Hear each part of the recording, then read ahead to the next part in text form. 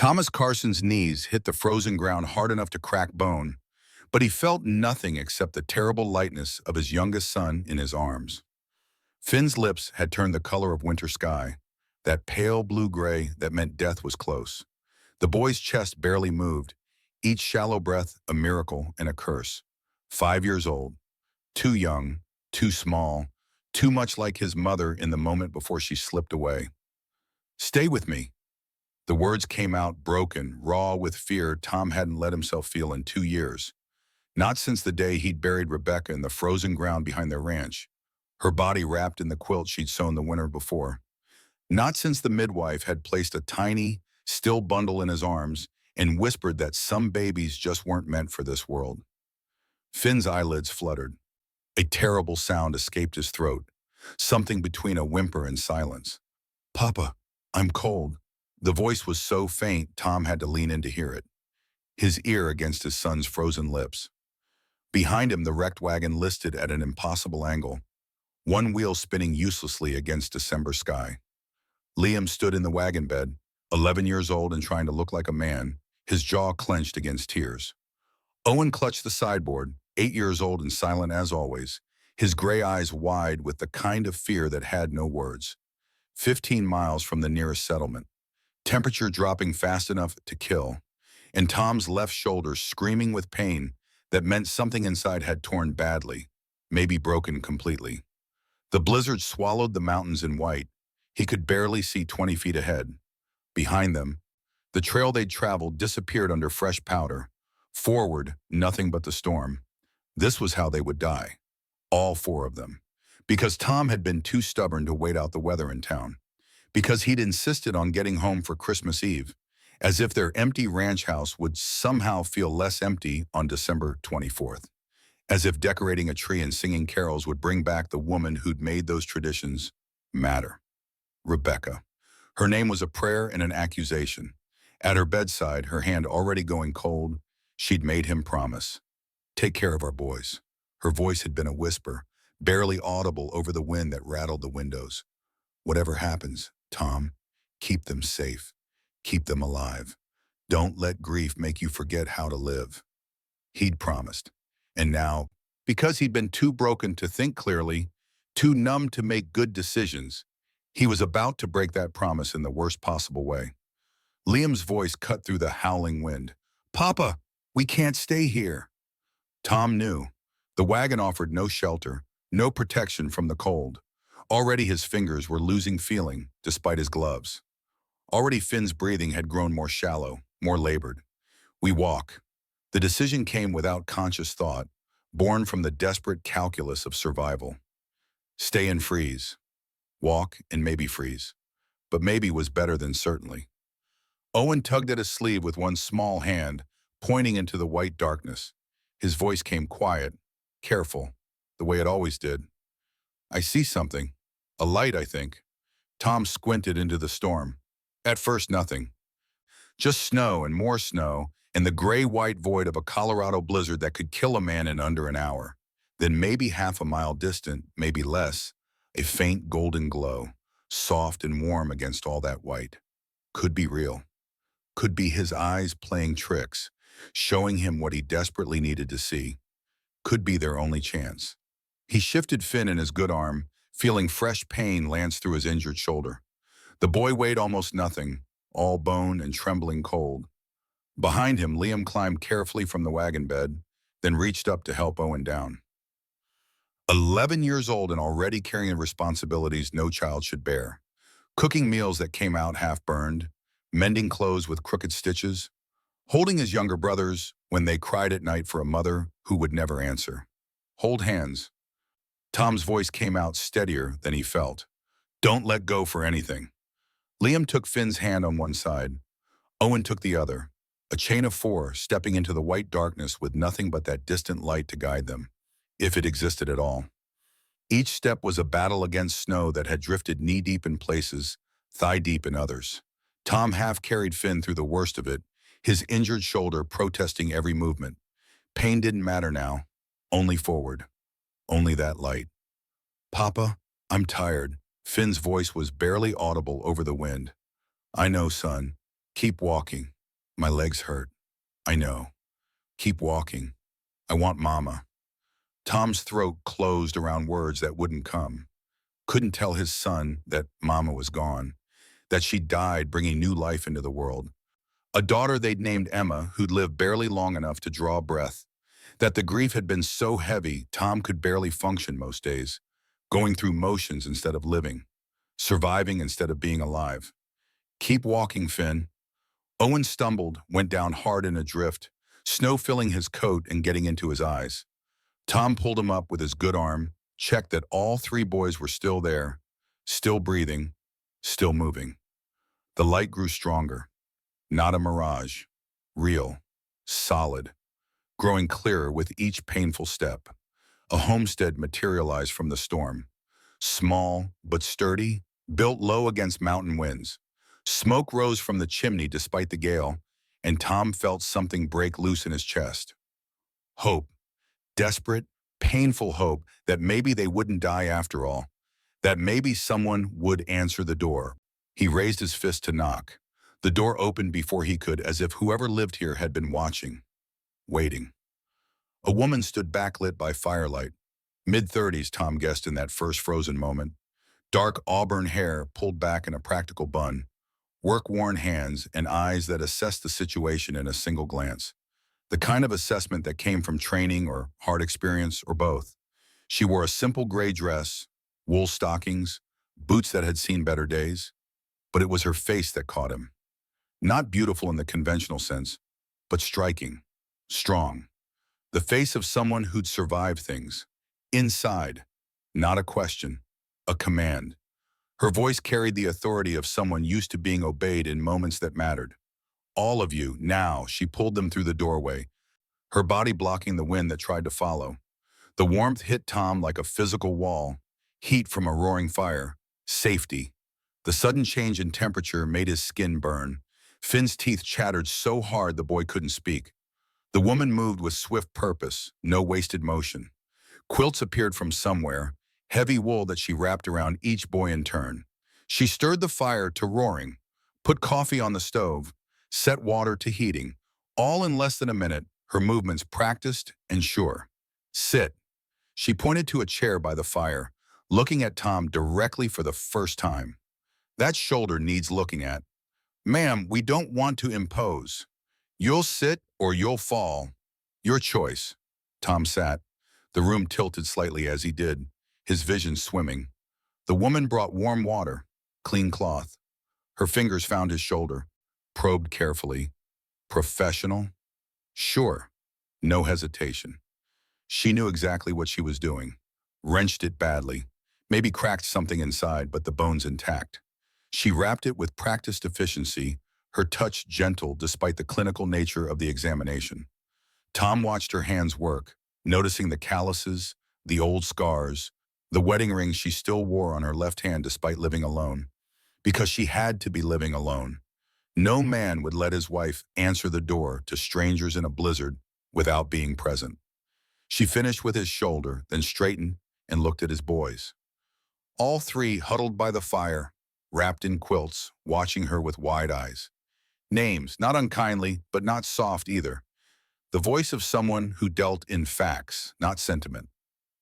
I'm Finn. The youngest found his voice first. Now that warmth was seeping back into his small body. That's Owen. That's Liam. And that's Papa. His name is Thomas, but Mama used to call him Tom. Something flickered across the woman's face at the mention of Mama. There and gone, like a candle flame in wind. I'm Eleanor. Most folks call me Ellie. She moved to the stove, began preparing something.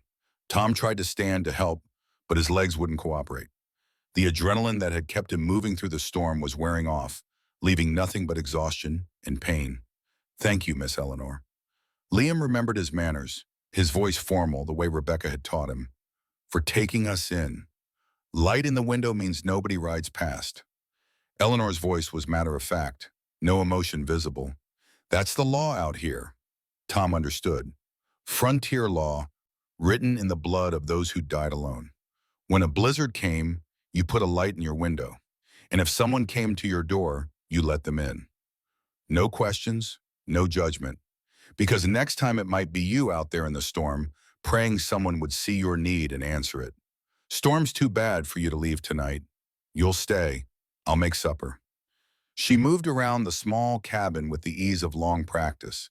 Tom's eyes adjusted to the dim light, taking in details. One room, maybe 15 feet by 20, a bed in the corner, a loft above, accessible by a ladder. Shelves lined with jars and dried herbs, a small table with 2 chairs. Everything clean, everything in its place. The home of someone who lived alone and had learned to be meticulous. But it was the carved birds on the windowsill that caught his attention. 5 of them, all different species, all exquisitely detailed. A robin, a cardinal, a blue jay, a sparrow, a hawk, each one perfect, each one clearly made by skilled hands. Finn tugged at Owen's sleeve, whispered something Tom couldn't quite hear. But Eleanor heard. Her hands stilled for just a moment at the stove, the only sign she'd reacted. What was that? Her voice was still calm, but there was something underneath now. Attention. Finn's face went red. Nothing, ma'am. Didn't sound like nothing. Finn looked at his feet. I said you smell nice, like the soap Mama used to make. The silence stretched. Tom started to apologize for his son's forwardness, but Eleanor turned around and her face had softened in a way that made his chest tight. Made him remember what it felt like to have someone look at his boys with kindness instead of pity. Your mama made lavender soap? Finn nodded, his small face earnest. From the flowers in her garden. She said it kept the bad dreams away. My mama taught me the same thing. Eleanor's voice was quiet now, almost gentle. Lavender for peaceful sleep. Rosemary for remembering. Sage for letting go. What's letting go mean? Eleanor's eyes met Tom's over Finn's head. Something passed between them in that moment. Recognition, maybe. The recognition of 2 people who'd both lost something precious and were still learning how to carry the weight. It means learning to be happy again, even when sad things happen. Oh. Finn considered this, his young mind working through concepts too heavy for 5 years old. Papa hasn't let go yet. He's still sad all the time. Finn. Tom's voice came out sharper than he'd intended, edged with embarrassment and pain. But it's true. You never smile anymore. You burned the Christmas cookies, and you forgot to hang Mama's wreath, That's enough. Finn fell silent, his small face crumpling with the realization he'd said something wrong. Eleanor moved to him, knelt so they were eye to eye. She reached out and touched his cheek, the gesture so natural, so motherly, that Tom felt something crack inside his chest, something frozen beginning to thaw. You know what? I haven't let go yet either. Eleanor's voice was soft but steady. My husband Daniel died 4 years ago, and some days I still set 2 places at the table by mistake. You do? I do. And then I remember. And it hurts, but it hurts a little less each time. She smiled at Finn, a sad smile that didn't quite reach her eyes. Being sad isn't wrong, Finn. It means you love somebody. And love is never wrong. Finn threw his arms around her neck, the sudden gesture of a child who recognized comfort when he found it. Eleanor stiffened for just a second, surprise flickering across her face. Then her arms came up slowly, carefully, holding him close. Over his head, her eyes found Tom's again.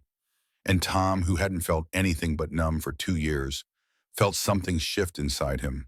Something dangerous and terrifying and maybe possibly like hope. He looked away, couldn't hold her gaze, couldn't let himself feel whatever was trying to surface. Rebecca had been gone 2 years.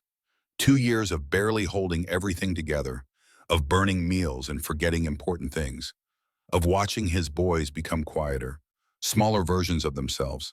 He wasn't ready to feel anything else. Wasn't sure he'd ever be ready. Eleanor made stew for supper, simple food, potatoes, carrots, venison, herbs from dried bundles hanging by the window. But the way she prepared it, the care she took, made it something more. The boys ate like they hadn't had a proper meal in months. Truth was, they hadn't. Tom had been failing at everything. Cooking, cleaning, keeping the house warm, keeping his sons happy, going through motions instead of living. Slow down, Finn. Eleanor's voice was gentle when the boy started gulping. You'll make yourself sick. Finn obeyed instantly, slowing to careful spoonfuls. Tom watched his sons respond to her, the way they straightened when she spoke, the way they wanted to please her. They hadn't responded to anyone like this since Rebecca. After supper, Liam noticed the photograph on the wall, a wedding portrait, Eleanor and a bearded man, both young, both full of hope for a future they'd never have. Your husband? Liam's voice was careful, respectful. Daniel, he was a mining engineer, came out from Boston to make his fortune. Eleanor's voice was matter of fact, but Tom heard the old pain underneath. The mine collapsed in '77. They never found his body. I'm sorry. Liam's sympathy was real, the sympathy of someone who knew about loss firsthand. Thank you. Eleanor touched one of the carved birds on the windowsill, her fingers gentle on the wood. I started making these after he died. One for each winter, alone. You made these? Owen's voice was soft with wonder, his gray eyes wide. They're beautiful. Thank you, Owen. Winter projects it. They keep my hands busy when the nights get long. Tom counted the birds, 5 of them. 5 winters alone in this cabin, carving beauty to survive the isolation, the grief, the endless stretches of silence. He understood that impulse, that need to create something when everything else was falling apart. The storm's not letting up. Eleanor stood at the window, looking out at the white darkness.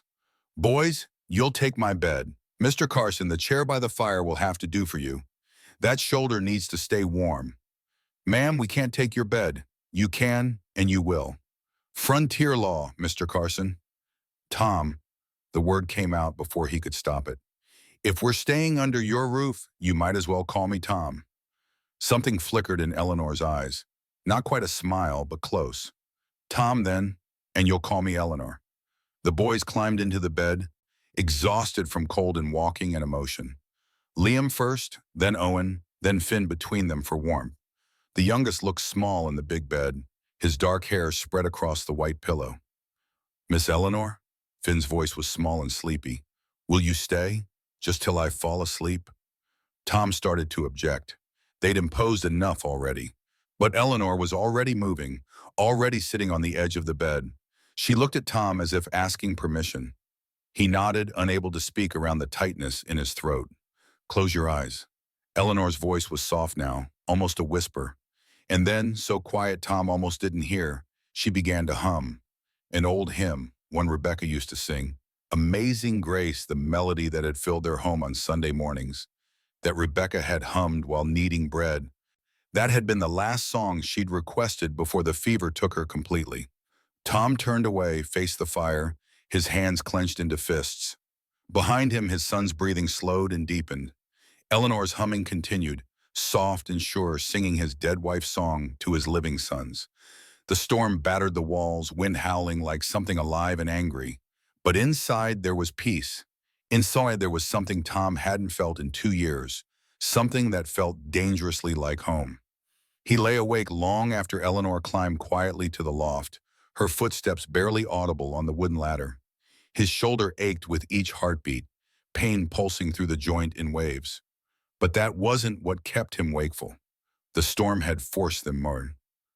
Accident, in weather, in broken wagon wheels, in the kind of desperation that made men do foolish things.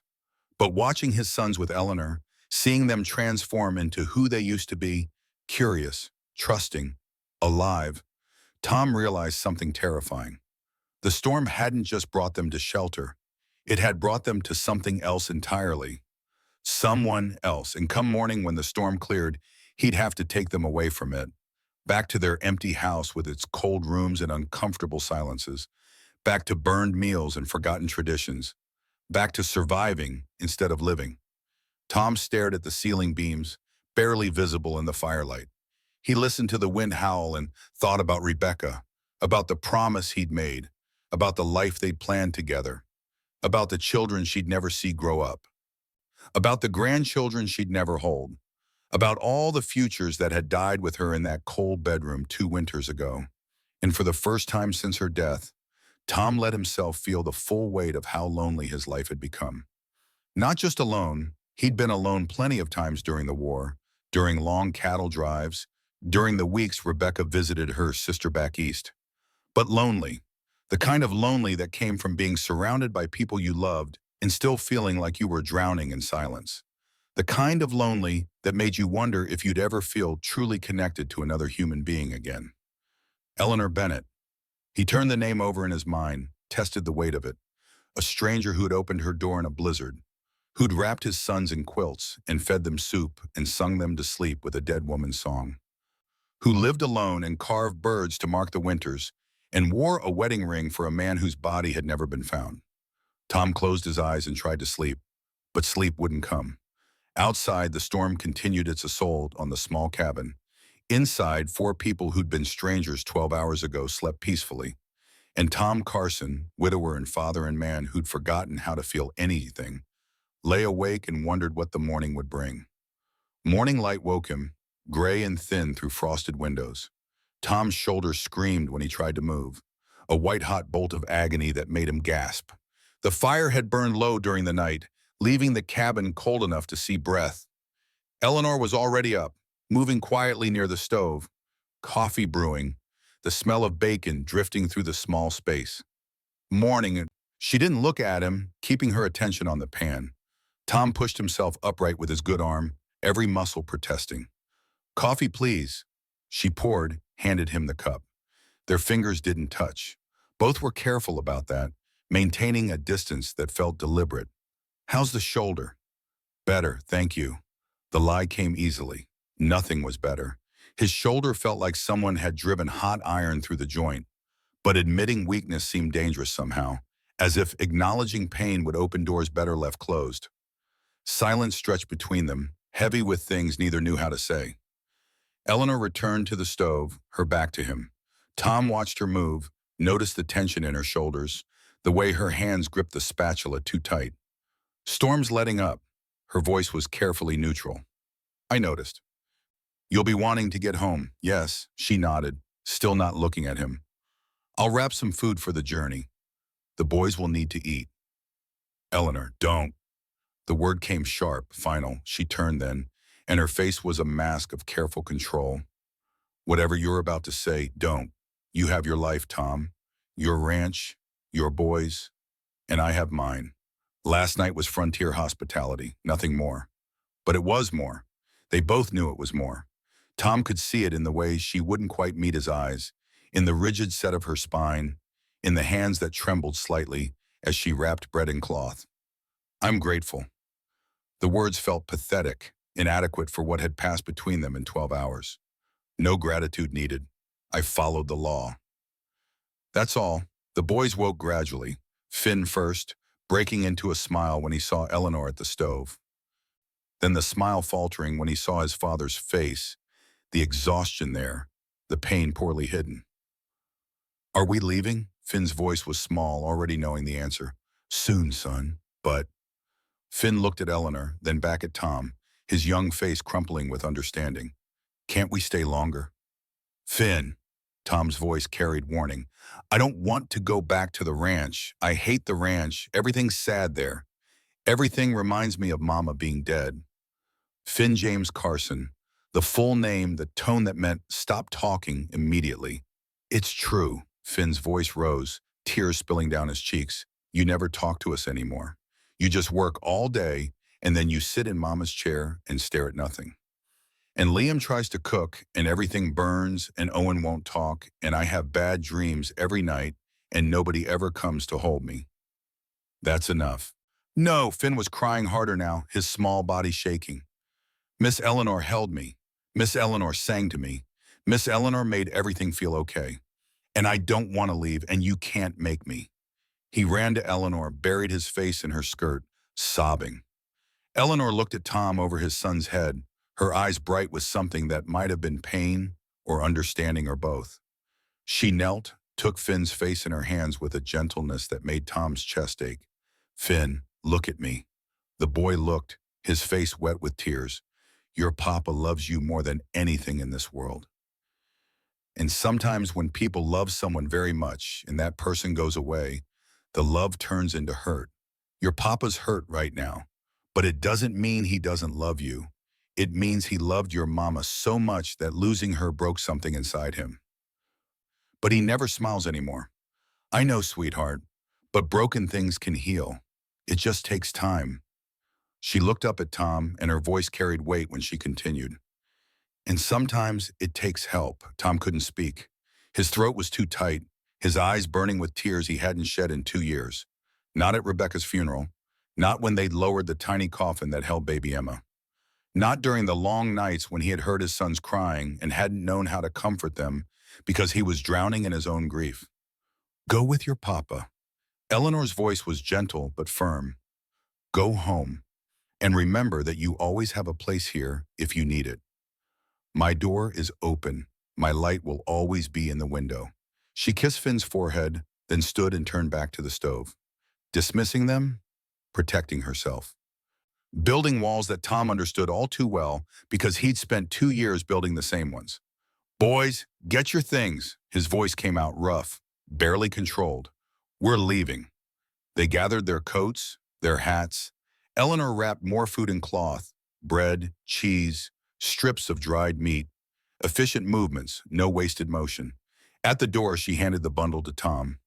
Their fingers brushed for just a second, contact that sent electricity up his arm despite the layers of fabric between them.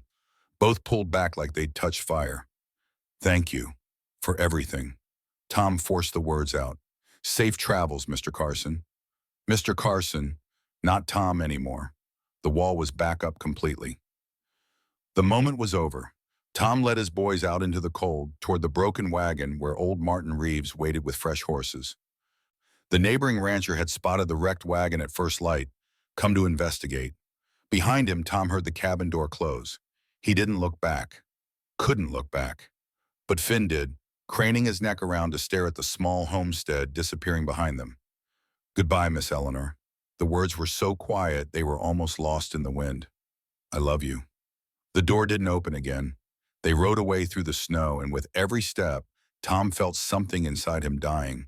Something that had barely been born, struggling toward light before being snuffed out by necessity and fear and the weight of obligations he couldn't escape. A week passed, 7 days that felt like 7 years. Tom stood at his kitchen window every night, watching snow fall on the empty yard. The house was quiet. The boys slept upstairs. And Tom was alone with his thoughts, as he'd been every night for 2 years. Except now, the loneliness felt different, sharper, more unbearable, because now he knew what he was missing. The door to the boys' room creaked open. Liam appeared, 11 years old and looking older, dark circles under his eyes that matched his father's. Papa, are you okay? Fine, son, go back to sleep. You're not fine. Liam moved to stand beside him at the window, his slight frame barely reaching Tom's shoulder. You're thinking about her. Tom didn't answer. Couldn't lie to his oldest son, not when the boy saw through him so easily. We all are. Liam's voice was quiet, matter of fact. Owen drew a picture of her yesterday. Finn keeps asking when we can go back. And he paused, his jaw working. I keep thinking about how she looked at us, like we mattered. Like we were worth something. You are worth something. You're worth everything. Tom's voice was fierce. Then why does it feel like we're just existing? Like we're not really alive anymore? Tom looked at his son, at the exhaustion carved into his young face, at the weight he'd been carrying for 2 years. Too much weight for anyone, let alone a child. I don't know how to fix it. The admission came hard. I've been trying. You haven't been trying, Papa. You've been hiding. There's a difference. The words hit like a fist to the gut. Because they were true, because this 11-year-old boy saw what Tom had been refusing to see for months. Mama would be so sad. Liam's voice cracked. She'd hate seeing us like this. She'd hate knowing that we stopped living when she did. She used to say that love was the whole point. That everything else was just, he wiped his eyes roughly, just details. Liam. Tom pulled his son close, held him tight against his chest. Miss Eleanor made us feel alive again. Papa, for one night we felt like a real family. And I know it was just one night. And I know she's a stranger. But, Liam looked up at his father with eyes that pleaded. Couldn't we at least try? Couldn't we at least go back and see if maybe, possibly, things could be different? Tom held his son in the dark kitchen, feeling the boy's tears soak through his shirt, feeling his own tears finally break free, running down his face unchecked. He cried for Rebecca, for the life they'd planned, for the future they'd never have. He cried for baby Emma, who'd never drawn breath long enough to cry herself. He cried for his boys, for the childhood they were losing to his grief, for the joy he'd stolen from them by drowning in sorrow. And he cried for himself, for the man he used to be, for the man he wanted to be again, for the man who'd forgotten how to hope, how to feel, how to imagine a future that held anything besides empty rooms and uncomfortable silences. I don't know if I'm brave enough. The confession came out broken. Mama was brave. Liam's voice was muffled against Tom's chest. She was brave about dying. The least you can do is be brave about living. And something in those words, in that simple truth, spoken by a child who'd already seen too much loss, finally broke through, finally shattered the last wall Tom had built around his heart. Somewhere in those tears, in that moment of shared grief and desperate hope, Tom Carson made a decision. He was going back. 3 days passed before he could act on it. 3 days of wrestling with doubt, with guilt, with the voice in his head that sounded too much like the town gossips. Martha Hayes would have a field day. A widower chasing after a woman he'd known for one night. Indecent, improper. Too soon, they'd say. Disrespectful to Rebecca's memory. On the fourth morning, Tom woke before dawn to find all 3 boys already dressed, sitting at the kitchen table, watching him with identical expressions of hope and determination. "We're ready." Liam's voice was steady. "Ready for what?" "To go back to Miss Eleanor." Finn bounced in his seat, unable to contain his excitement. "We packed food and everything." Tom looked at the bundle on the table. Bread wrapped in cloth, apples from the cellar. A jar of honey Rebecca had put up the summer before she died, the last thing she'd made with her own hands. "Boys, I haven't decided." "Yes, you have." Owen's quiet voice cut through. He so rarely spoke that when he did, everyone listened. "We heard you crying, Papa. We heard you talking to Mama's picture last night. You said you were going to try to be brave." Tom's throat tightened. He'd thought the boys were asleep. Thought his late-night confession to Rebecca's photograph had been private. "Please, Papa." Finn's voice was barely a whisper. "Please, can we go?" Tom looked at his sons, at the hope blazing in their young faces, at the first real light he'd seen in their eyes in 2 years. At Liam, trying so hard to be the man of the house at 11. At Owen, carrying silent grief that was slowly crushing him. At Finn, who'd been too young when Rebecca died to remember her clearly, but old enough to feel the absence. "All right," the words came quiet, barely audible. "We'll go." The ride to Eleanor's homestead took 3 hours. Snow had packed down since the blizzard, creating trails the horses could manage. Tom kept the pace slow, partly for safety, partly because his heart was hammering so hard he thought it might burst through his ribs. What was he going to say? She'd been clear when they left. Frontier hospitality. Nothing more. She'd called him Mr. Carson, erected barriers, sent them away with food and careful distance.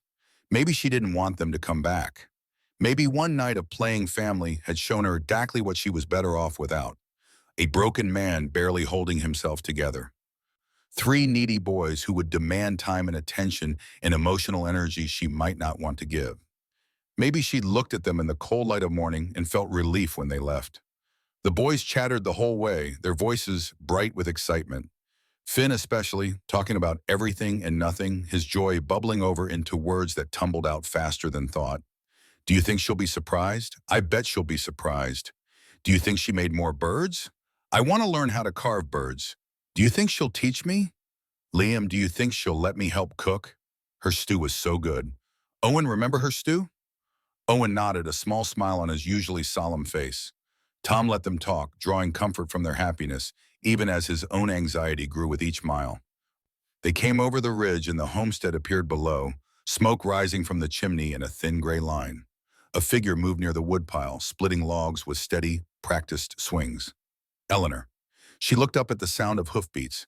Even from this distance, Tom could see her freeze, could see the axe lower, could see her watching them approach with an expression he couldn't read. "She sees us." Finn was breathless with excitement.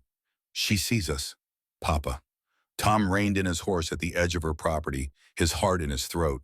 The boys tumbled from the wagon before it fully stopped, running through the snow toward her with shouts of greeting. "Miss Eleanor! Miss Eleanor!" Eleanor set down the axe, caught Finn as he launched himself at her, his small arms wrapping around her waist.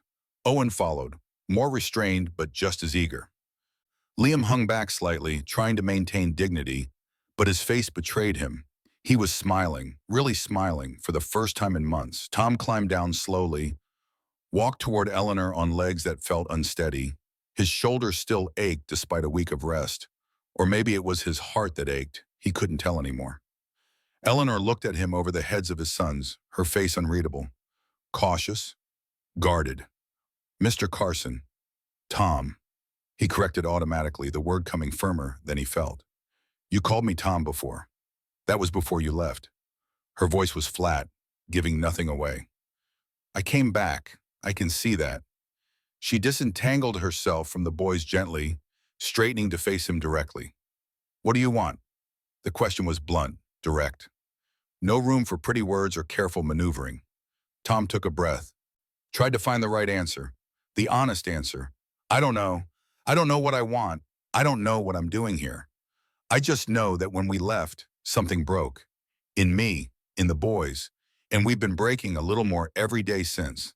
Eleanor's jaw tightened, a muscle jumping in her cheek. "I'm not a fix for your broken pieces, Mr. Carson. I'm not asking you to be." "Then what are you asking?" "I'm asking." Tom struggled for words, for a way to explain what he barely understood himself. "I'm asking if we can start over. If I can come back tomorrow and the day after and the day after that. Not because I need something from you, but because—" He stopped, tried again. "Because when I'm with you, I remember who I used to be, for the grief took over, before I forgot how to live." Eleanor was silent for a long moment. The wind picked up, swirling snow around them, sending her hair whipping across her face. She brushed it back with an impatient hand, her eyes never leaving his. "Do you know what they say about me in town?" The question caught him off guard. "No, they say I'm cursed. Baron Eleanor, they call me behind my back. Couldn't give Daniel children in 3 years of marriage. Some say that's why the mine collapsed. God's punishment for wedding a woman who couldn't do her wifely duty." Her voice was flat, matter of fact, but her eyes burned with old pain. "They say I should have gone back east after Daniel died. That a woman alone out here is unnatural. That I must be waiting for something. A man to save me or death to take me." "Eleanor, I'm not waiting for anything, Tom." Her voice rose slightly, passion breaking through the careful control. "I've built a life here. A small life, a lonely life, but mine. And I won't let anyone take that from me. Not the town gossips, not the Winters, not you. I'm not trying to take anything from you, aren't you?" She stepped closer, her eyes fierce. "You come here with your sad eyes and your sad boys, and you want me to make it better. You want me to cook your meals and sing your songs and fill the hole your wife left. And I can't do that, Tom. I won't. That's not what I want. Then what do you want?" The question hung in the cold air between them, demanding an answer Tom wasn't sure he could give. He took a breath, let it out slowly, watching the vapor dissipate in the frigid air. "I want to know you, not as someone to fix my family, but as—" He stopped, frustrated with his inability to articulate what he felt. "When you sang to my boys that night, I heard Rebecca's song and I thought it would hurt. I thought I'd resent you for it. But I didn't. I felt grateful. Grateful that someone remembered how to sing it. Grateful that my boys could hear it again. Grateful that the song wasn't dead just because Rebecca was." Eleanor's expression shifted, something softer flickering beneath the armor.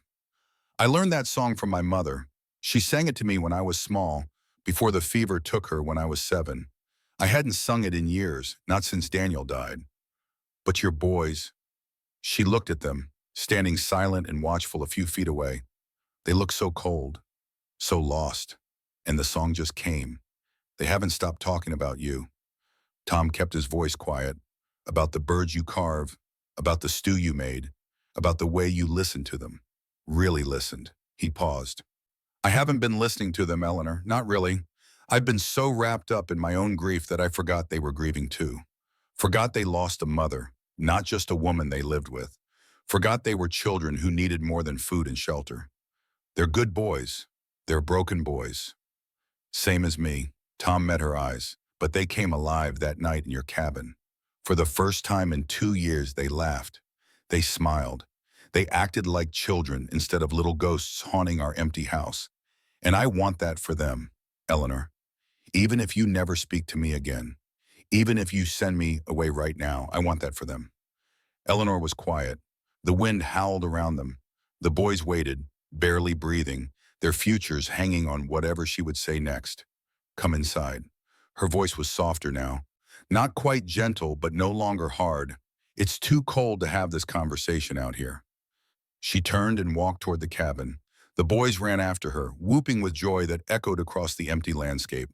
Tom followed more slowly, his heart cautiously, carefully lifting.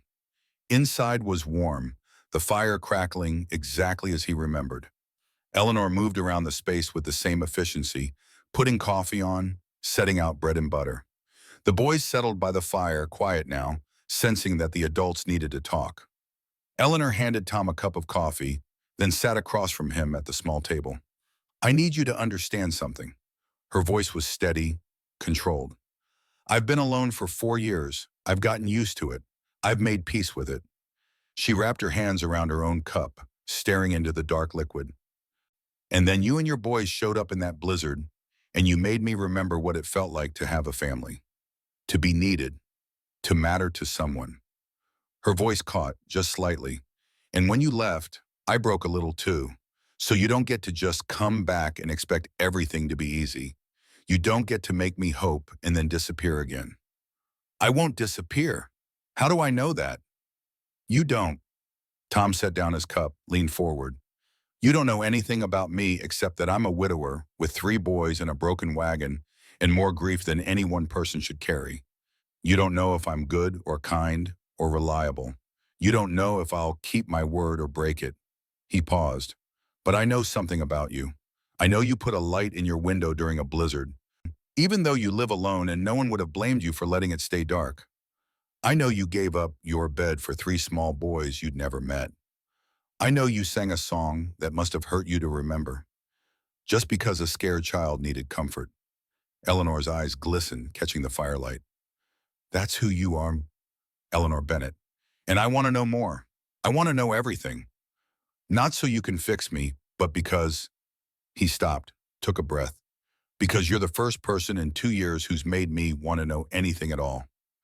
The silence stretched between them. The fire crackled. Outside, wind whispered around the cabin walls, but it was distant now, muted. Inside was warm and safe, and full of possibility that terrified them both. Papa? Finn's small voice broke the tension. Can we stay for supper? Eleanor laughed. The sound surprised out of her. She wiped her eyes with the back of her hand, a gesture that was more honest than any words could be. I think supper might be possible. Finn whooped. Owen smiled.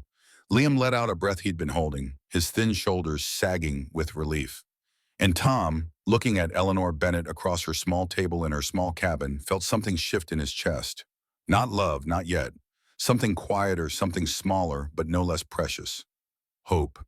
They stayed for supper, and it became dinner, and then Eleanor was brewing more coffee while the boys played a complicated game with carved animals they'd found in a trunk. Tom helped wash dishes, his good arm working while Eleanor dried. They didn't talk much, didn't need to. The silence was comfortable now, companionable. When full dark came, Eleanor looked out the window at the snow beginning to fall again. It's late, too late to ride back tonight. She didn't look at Tom when she said it. The boys can take the bed again. You can have the chair.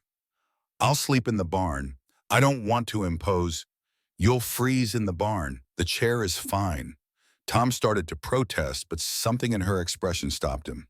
This was a gift, her way of saying she wasn't sending them away again. Not yet. The boys went to bed without argument, exhausted from the long ride and the emotional weight of the day. Eleanor sat on the edge of the mattress, and Finn looked up at her with hope naked on his small face. Will you sing again? The question was quiet, almost shy. if you'd like. Eleanor's voice was gentle.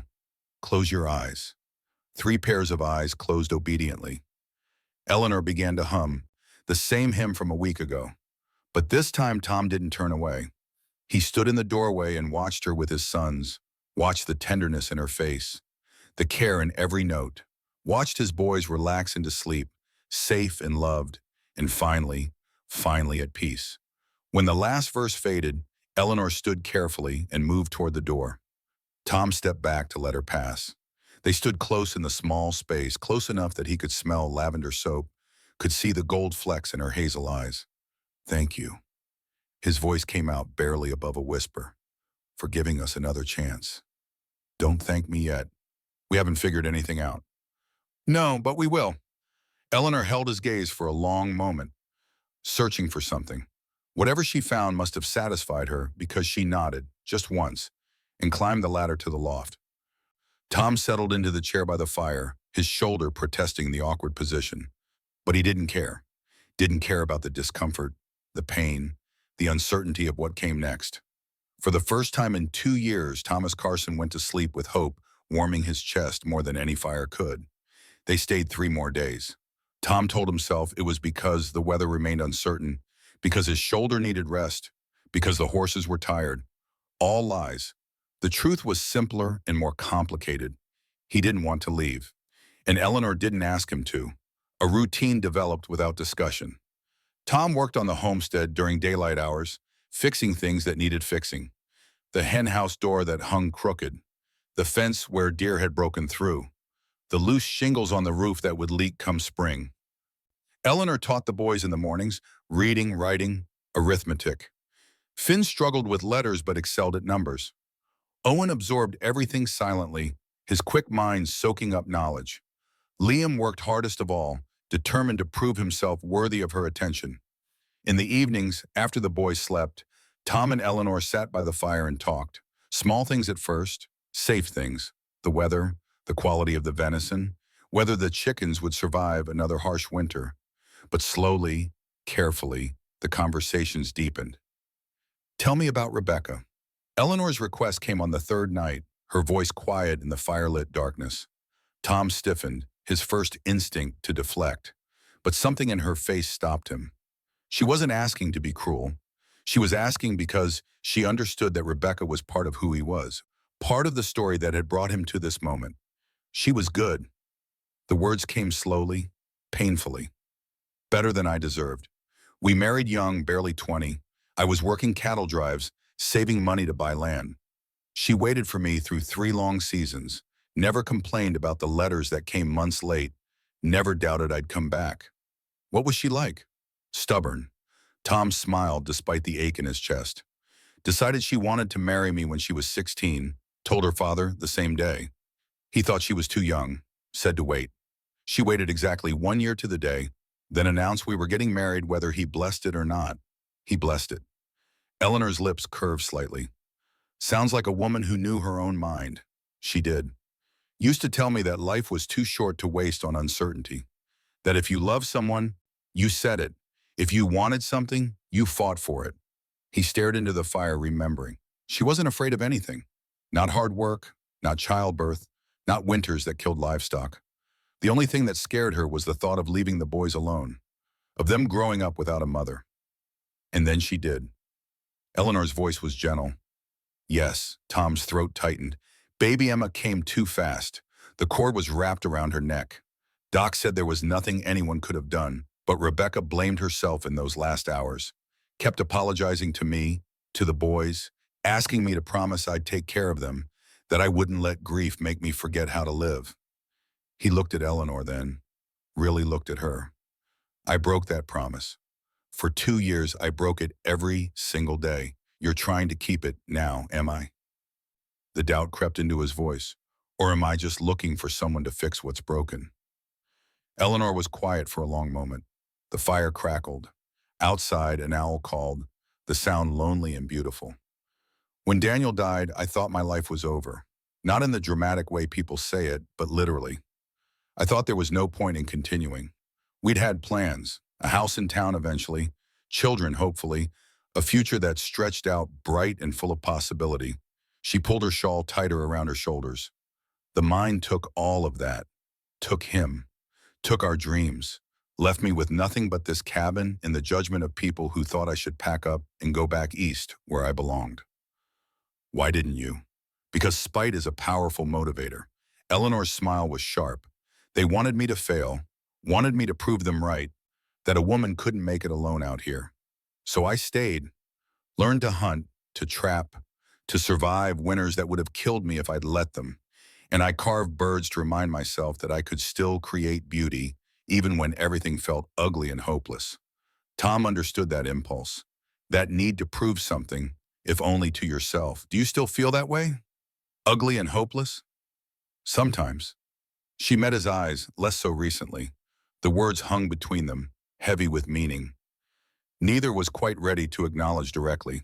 Tom reached across the small space, took her hand. Just that. Just the simple touch of skin on skin.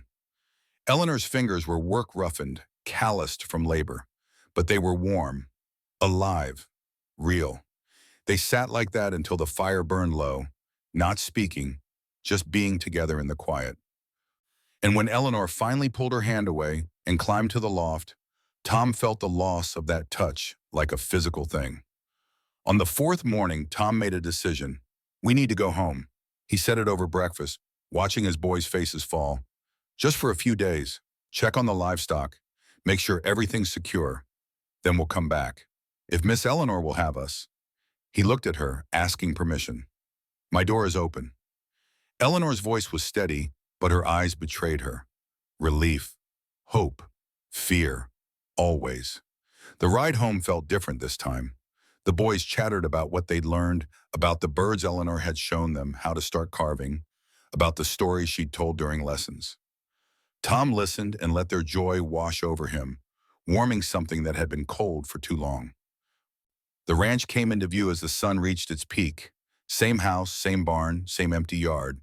But Tom saw it differently now. Not as a tomb holding ghosts, but as a home that needed life breathed back into it. They spent 2 days cleaning. Really cleaning, not just the surface tidying Tom had been doing. They washed windows and swept floors and cleared out the clutter of 2 years' neglect.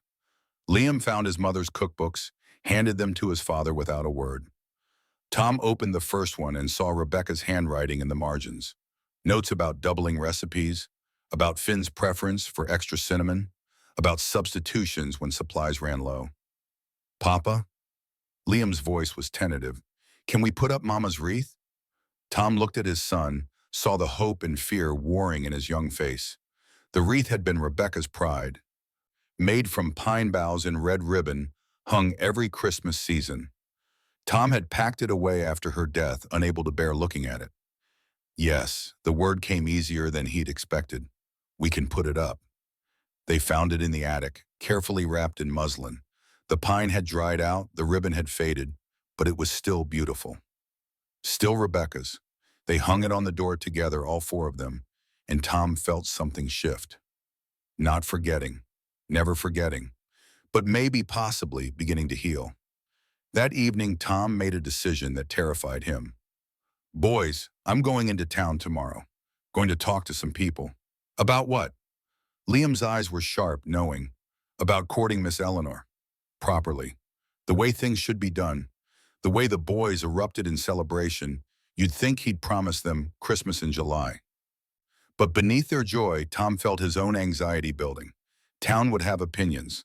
Martha Hayes would lead the charge, her sharp tongue dissecting his choices, his timing, his propriety. The widow Carson barely cold in the ground, they'd say. Unseemly. Wrong. But Rebecca's voice echoed in his memory, the words she'd spoken so many times. Life is too short to waste on uncertainty. If you love someone, you say it. If you want something, you fight for it. He didn't love Eleanor. Not yet. But he could. Given time, given permission to feel again, he could fall completely and irrevocably in love with the woman who carved birds to survive winters and opened her door to strangers and sang his dead wife's song to his living sons. And that possibility is worth fighting for. Town was exactly as Tom remembered. A main street lined with false-fronted buildings, people moving about their business with the efficiency of those who knew their place in the world. He rode in just after dawn, before the gossips were out in force, and headed straight for Samuel Porter's law office. Porter was old, gray-haired, and slightly deaf, but his mind was sharp and his discretion absolute. Tom needed advice, needed to understand the legalities of what he was contemplating. Mr. Carson. Porter stood when Tom entered, extending a weathered hand. Heard you had some trouble in the Christmas blizzard. You and the boys all right? We're fine, better than fine, thanks to Eleanor Bennett. Ah, Porter's expression shifted, understanding dawning. That's what brings you here, then. Tom explained everything, the blizzard, the rescue, the growing attachment, his desire to court Eleanor properly, to do things right this time. Porter listened without interrupting, his fingers steepled beneath his chin. Nothing improper about courting a widow, Mr. Carson. God knows you've both earned the right to seek companionship. But, he paused, choosing his words carefully, there are some things you should know about Mrs. Bennett's situation. Tom's stomach tightened. What things? She owns her land outright, inherited from her late husband. 40 acres, registered and clear. But there have been inquiries lately. A man from back east, claiming to be Daniel Bennett's brother, says there were debts outstanding, money owed. Tom sat forward. What kind of debts? Porter shuffled through papers on his desk. I don't have details yet. The man, Silas Bennett, he calls himself, sent letters to my office, but I've been investigating the claims. Something doesn't sit right about it, the timing mostly. Daniel's been dead 4 years. Why wait until now to collect? Maybe he didn't know where Eleanor was, maybe. Porter didn't sound convinced. Or maybe something else is at play. There's been talk of the railroad extending a line through this territory. If that happens, land values increase substantially. A homestead worth a few hundred today might be worth thousands tomorrow. You think this Silas knows about the railroad? I think a man doesn't travel 2,000 miles to collect a debt unless he expects to gain more than what's owed. I think Mrs. Bennett might be in more danger than she realizes. Tom's hands clenched into fists. What can I do? For now? Nothing. I'm still investigating the claims, trying to verify whether these debts are legitimate. But Mr. Carson, Porter leaned forward, if you're serious about courting Mrs. Bennett, you should know this might get complicated. If there are legitimate debts, if Silas Bennett has legal standing, she could lose everything, and anyone tied to her financially could be pulled into that mess. I don't care about the money. I believe you. But the law cares, and the law has ways of destroying people who stand in its way. Tom left the office with more questions than answers, his mind churning. Eleanor in danger. Some eastern vulture circling, waiting to strike. The woman who'd saved his sons, who'd breathed life back into their broken family, potentially losing everything she'd fought to build. Not if he had anything to say about it. He was halfway to the general store when he heard his name called. Martha Hayes bore down on him like a ship under full sail, her considerable bulk moving with surprising speed. Thomas Carson, her voice carried across Main Street, turning heads. Heard you've been spending time at the Bennett place. Several nights, from what I'm told. Tom kept his expression neutral.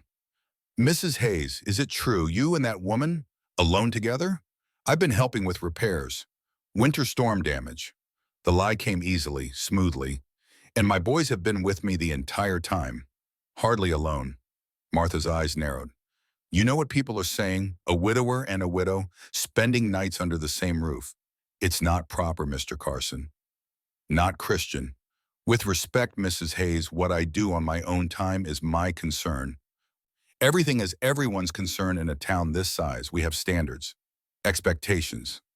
She drew herself up to her full height. That Bennett woman has been living alone for 4 years. 4 years, and no children to show from 3 years of marriage. Some might call that a judgment. Tom felt fury rising, hot and dangerous. And some might call that grief. Loss. The kind of pain that doesn't need commentary from people who've never experienced it. I'm only thinking of your sons, Mr. Carson.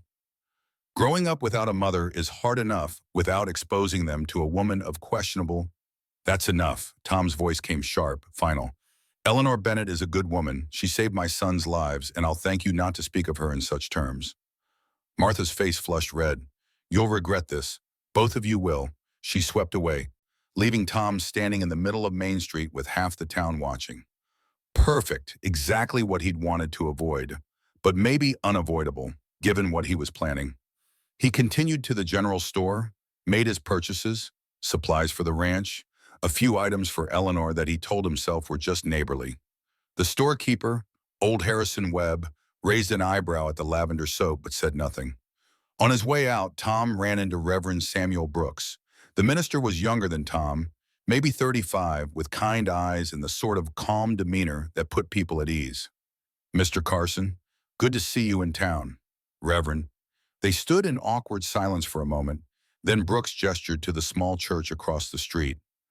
"Got a minute? I'd like to talk with you about something." Tom followed him inside, into the dim coolness of the sanctuary. Brooks sat in a pew near the front, motioned for Tom to join him. "I heard about your encounter with Martha Hayes. The whole town probably heard." Brooks smiled. "Probably. She has that effect." He turned serious. "I also heard about you and Mrs. Bennett, the time you've been spending together." Tom braced himself for another lecture on propriety. "Before you say anything, Reverend, I wanted to say I'm glad." Brooks's words stopped Tom cold. "Pardon?" "I'm glad you're finding companionship. Glad you're letting yourself live again." The Reverend's eyes held understanding. "I lost my own wife 6 years ago. Cholera. For a long time I thought that was it, that my chance at happiness had died with her. Then I met Sarah, and I realized that loving again doesn't diminish what came before. It honors it. It says that the love we had was so good, so precious, that we want to find it again." "You remarried 2 years ago. Sarah's a widow herself, lost her husband in the war. We understand each other's grief. We carry it together." Brooks leaned forward. "Rebecca was a remarkable woman. She'd want you to be happy, Tom. She'd want your boys to have a mother again. And Eleanor Bennett is a good woman, no matter what Martha Hayes says. You know her?" "I've spoken with her a few times. She comes to town rarely, but when she does, we talk. She has a strong faith, even if she doesn't show it in conventional ways. And she's alone, Tom. She's been alone for 4 years, and I don't think she wants to be alone anymore." Tom felt something loosen in his chest. "I want to court her. Properly. Publicly. But I don't know if I'm ready, if it's too soon. There's no timeline for grief. No rule that says you have to wait a certain number of years before allowing yourself to feel again." Brooks's voice was gentle. "Rebecca's been gone 2 years. You've mourned. You've suffered. But you're still alive, Tom. And your boys are still alive. And they need more than just survival. They need they need hope. They need to see their father choose life instead of death." The words hit hard, echoing what Liam had said, what Rebecca herself had asked of him. "What do I do?" "You court her. You show up at her door with honest intentions. You let the town talk because they will anyway. And you trust that doing the right thing will work out, even when it's hard." Brooks stood, placed a hand on Tom's shoulder. "Bring her to church next Sunday. Sit with her where everyone can see. Make your intentions clear. And ignore Martha Hayes. She means well, but she confuses judgment with godliness." Tom left the church feeling lighter, more certain. Brooks was right. Rebecca would want this. Would want him to fight for happiness instead of surrendering to grief. He rode back to the ranch as the sun began its descent, his mind made up. Tomorrow he'd return to Eleanor's homestead. Tomorrow he'd ask her, formally and clearly, if he could court her, if she'd give him the chance to prove that broken people could heal. That grief didn't have to be the end of the story. The boys were waiting when he arrived, their faces eager. "Well, what happened?" Liam's question came before Tom had even dismounted. "I talked to some people, made some plans, and Sunday we're going to church, all of us, and we're bringing Miss Eleanor with us." The cheer that went up could probably be heard in town. Tom let his sons celebrate, let their joy wash over him. For the first time in 2 years, Thomas Carson felt like he was making the right decision, like he was choosing life instead of just enduring it. That night, he pulled out Rebecca's photograph from the drawer where he'd hidden it, unable to bear looking at her smile. He set it on the mantel where it belonged, where the boys could see their mother's face. "I'm trying." He spoke to the photograph, to the memory of the woman he'd loved. "I'm trying to keep my promise, to live, to love again." I hope you understand. I hope wherever you are, you're okay with this." The photograph didn't answer, of course, but Tom felt something that might have been peace, might have been permission, might have been Rebecca's voice in his memory, telling him what she'd always told him. Life is too short for uncertainty. If you love someone, fight for it. He was fighting now. Finally, after 2 years of surrender, Thomas Carson was ready to fight. The next morning dawned clear and cold, perfect weather for the ride to Eleanor's homestead. The boys were up before Tom, dressed and ready, practically vibrating with excitement. They made the journey in half the time it should have taken, the horses seeming to sense their eagerness. Eleanor was in her garden, such as it was under the snow, checking on the cold frames she'd built to extend the growing season. She looked up at the sound of hoofbeats, her expression guarded until she saw who it was. Then something in her face softened, just slightly. "Back already?" Her voice was carefully neutral. "Told you we'd return." Tom dismounted, walked toward her. The boys ran to the cabin, already making themselves at home. "I need to ask you something." Eleanor's hand stilled on the cold frame lid. "All right, Sunday there's church in town. I'd like you to come with us. I'd like to sit with you where everyone can see. I'd like to make it clear that I'm courting you, if you'll allow it." "Tom," her voice held warning, "you don't know what you're asking. I know exactly what I'm asking. I'm asking to fight for this. For us. For whatever this might become. The town will crucify us. Martha Hayes will let Martha Hayes say whatever she wants. I don't care about Martha Hayes. I care about you. I care about my boys being happy for the first time in 2 years. I care about not letting fear dictate my life anymore." He stepped closer. "Eleanor, I'm not asking you to marry me. Not yet. I'm asking for permission to court you, to see if what we both feel might grow into something lasting. To do this properly, publicly, without shame or secrecy." Eleanor's eyes glistened. "You're asking me to be brave. I'm asking us both to be brave. What if it doesn't work? What if we try and fail and end up hurting each other?" "Then at least we tried. At least we didn't let fear win." Tom took her hand the same way he had by the fire.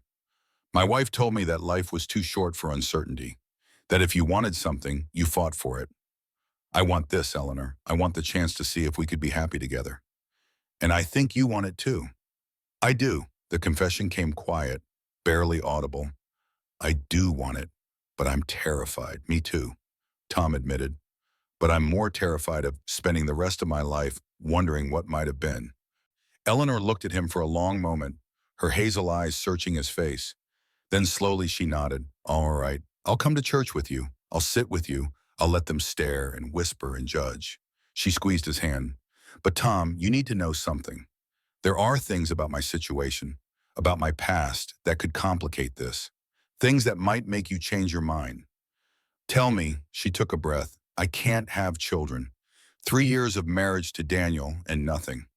The doctors in Philadelphia said something was wrong with me. Barren was the word they used. If you're hoping for more children, hoping to give your boys siblings, I have 3 sons. That's more blessing than most men get." Tom's voice was firm. "If we're fortunate enough to have more, wonderful. If not, I'm already rich in children." "You say that now. I say it because it's true. Eleanor, I'm not courting you to be a broodmare. I'm courting you because when I'm with you, I remember what it feels like to be alive. Because my boys smile around you. Because you're strong and kind and brave, and I want the chance to know you better." He cupped her face gently. "The rest is just details." Eleanor's eyes spilled over, tears tracking down her cheeks. Tom brushed them away with his thumbs, the gesture tender. "So we'll go to church?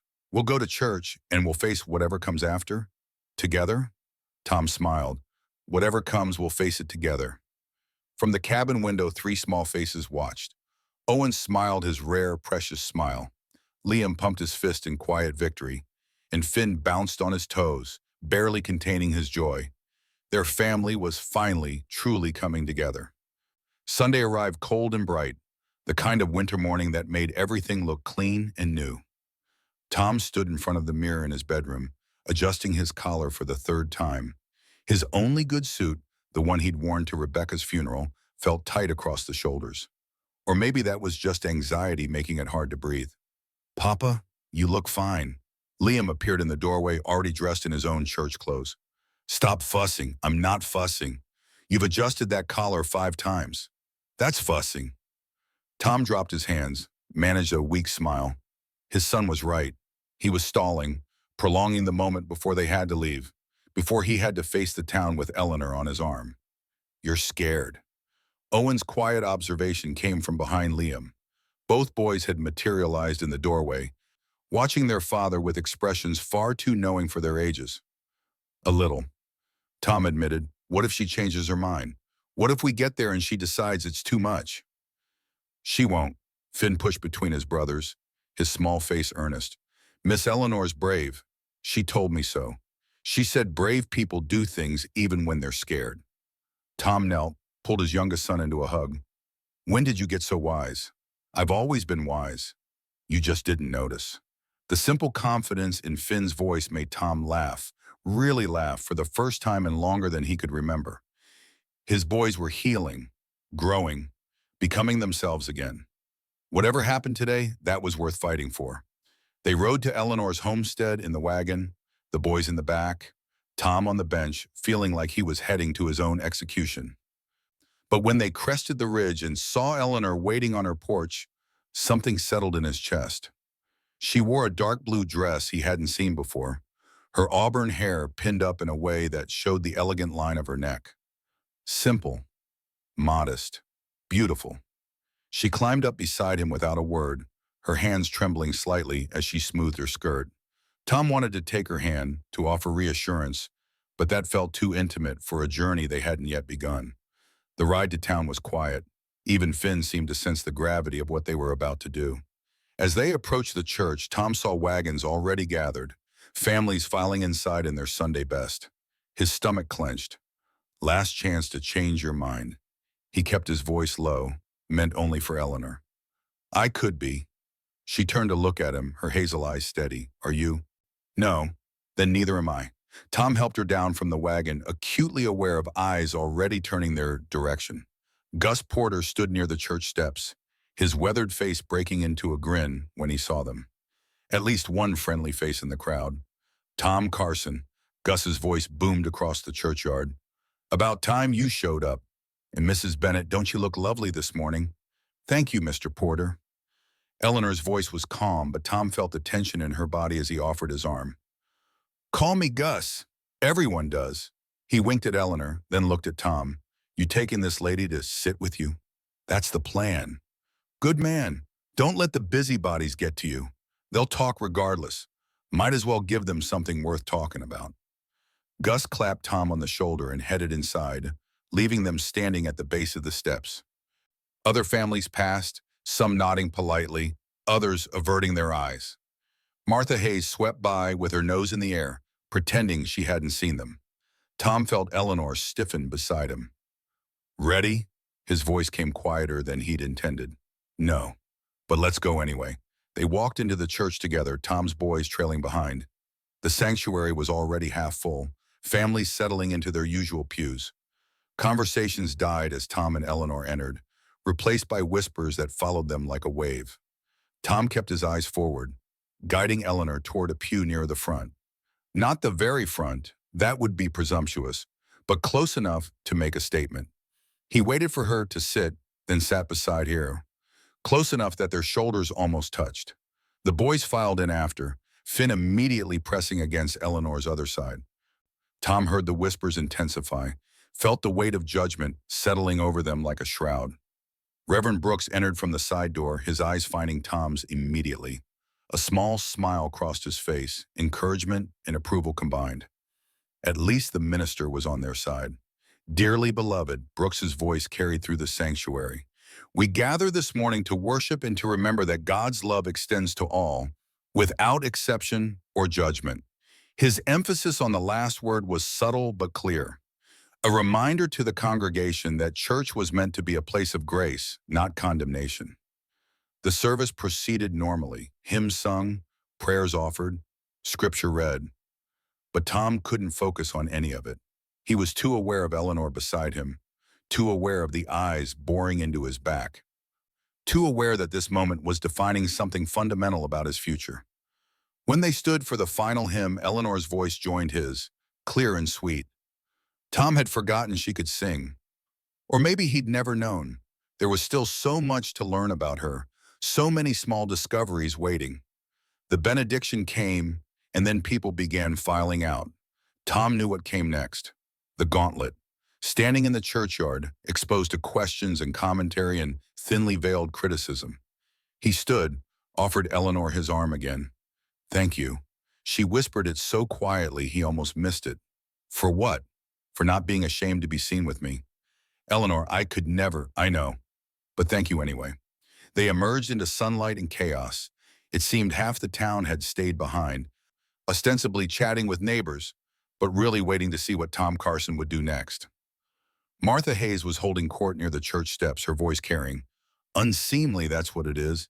His poor wife barely cold in the ground. 2 years.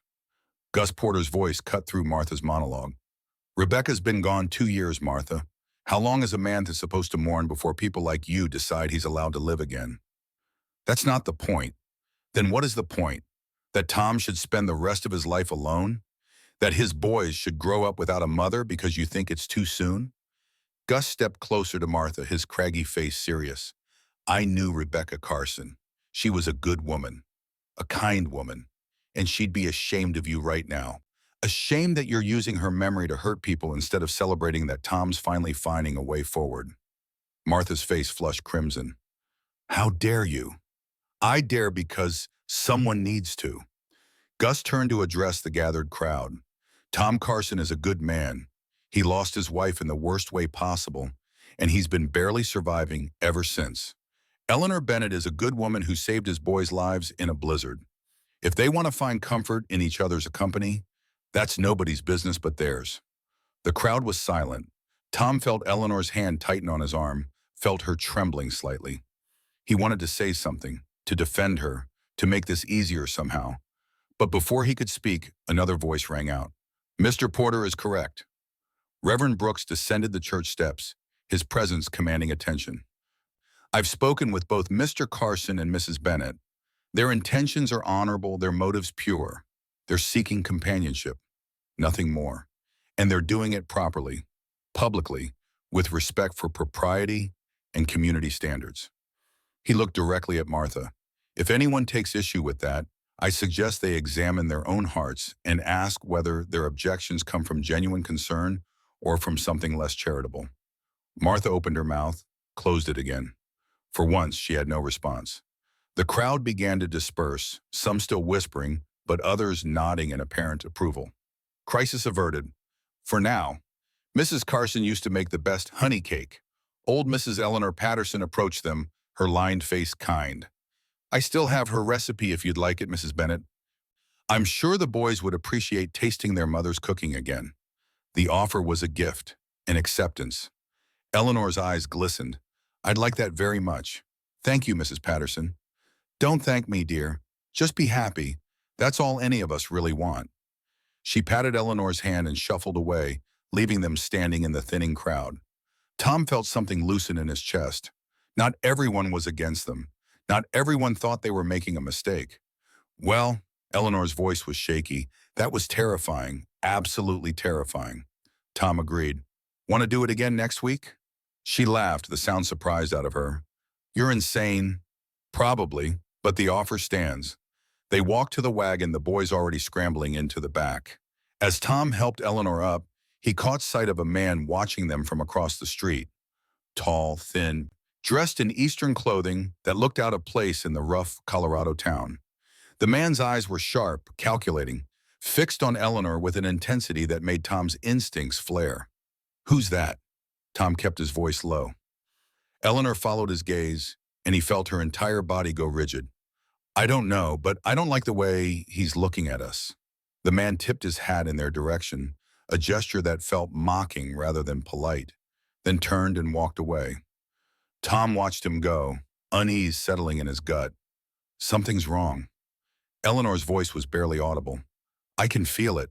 Tom wanted to dismiss her concern, to say she was imagining things. But he'd learned to trust his instincts during the war, and right now they were screaming danger. They rode back to Eleanor's homestead in silence. the earlier triumph of the church service overshadowed by the stranger's presence.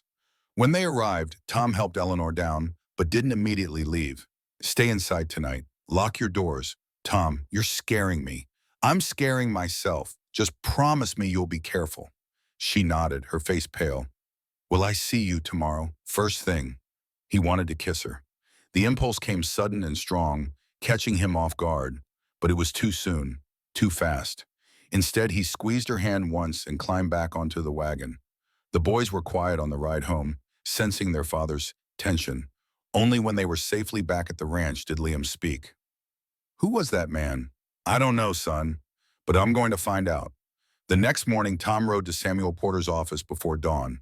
The lawyer was already there, papers spread across his desk, lamplight casting shadows on the walls. Mr. Carson. Porter looked up, unsurprised. I wondered when you'd show up. You know something. It wasn't a question. A man arrived in town 3 days ago. Silas Bennett. Claims to be Daniel Bennett's brother. Come to settle outstanding debts. Tom's stomach dropped. What kind of debts? Porter handed him a sheaf of papers. Promissory notes. Dated 1876, signed by Daniel Bennett. $5,000, borrowed to fund his mining venture. Witnessed by 2 men in Philadelphia. Tom scanned the documents, his hands shaking with fury. These could be forgeries. They could be. I'm having colleagues back east investigate. But Tom, if they're genuine, Mrs. Bennett is in serious trouble. What kind of trouble? The kind that could cost her everything. Her land, her home, her livelihood. Silas is claiming the debt passes to her as Daniel's widow. If he can prove it in court, he can seize her assets to satisfy the debt. Tom slammed the papers down on the desk. That's insane. She didn't borrow this money. The law doesn't care. Marital debts transfer to the surviving spouse. Porter's voice was grim. I've seen it happen before. Widows losing everything because of debts their husbands incurred. There has to be something we can do. We investigate. We verify every signature, every witness, every claim. We look for inconsistencies, for reasons to invalidate the notes. Porter leaned back in his chair. But Tom, you need to prepare yourself. If these debts are real, Eleanor could lose her homestead, and anyone tied to her financially could be pulled into the mess. I don't care about the money. I know. But you should care about protecting your boys. If you marry her, her debts become yours. Your ranch could be at risk. Then I won't marry her. Not until this is resolved. The words tasted like ash, but Tom forced them out. I'll court her. I'll support her. But I won't drag my boys into financial ruin. That's sensible. Porter's approval didn't make Tom feel any better. In the meantime, I'll keep investigating. And you should warn Mrs. Bennett. Silas will likely approach her directly, and she needs to be prepared. Tom rode to Eleanor's homestead with a sick feeling in his stomach. This was wrong, all of it. The timing too convenient, the amount too large, the whole situation reeking of manipulation. Someone was trying to destroy Eleanor, and Tom had a sinking suspicion it had nothing to do with legitimate debts. Eleanor was in her garden again, tending the cold frames. She looked up when she heard hooves, her face brightening before she saw his expression. What's wrong? Tom dismounted, walked toward her. We need to talk. Inside. She followed him into the cabin, her face growing paler with each step. Tom laid out everything, Silas Bennett's arrival, the promissory notes, the threat to her homestead. Eleanor listened without interrupting, her hands gripping the edge of the table so hard her knuckles went white. When he finished, she was silent for a long moment. Then she stood, walked to a trunk in the corner, and pulled out a wooden box. Inside were papers, letters, documents carefully preserved. I've been expecting this.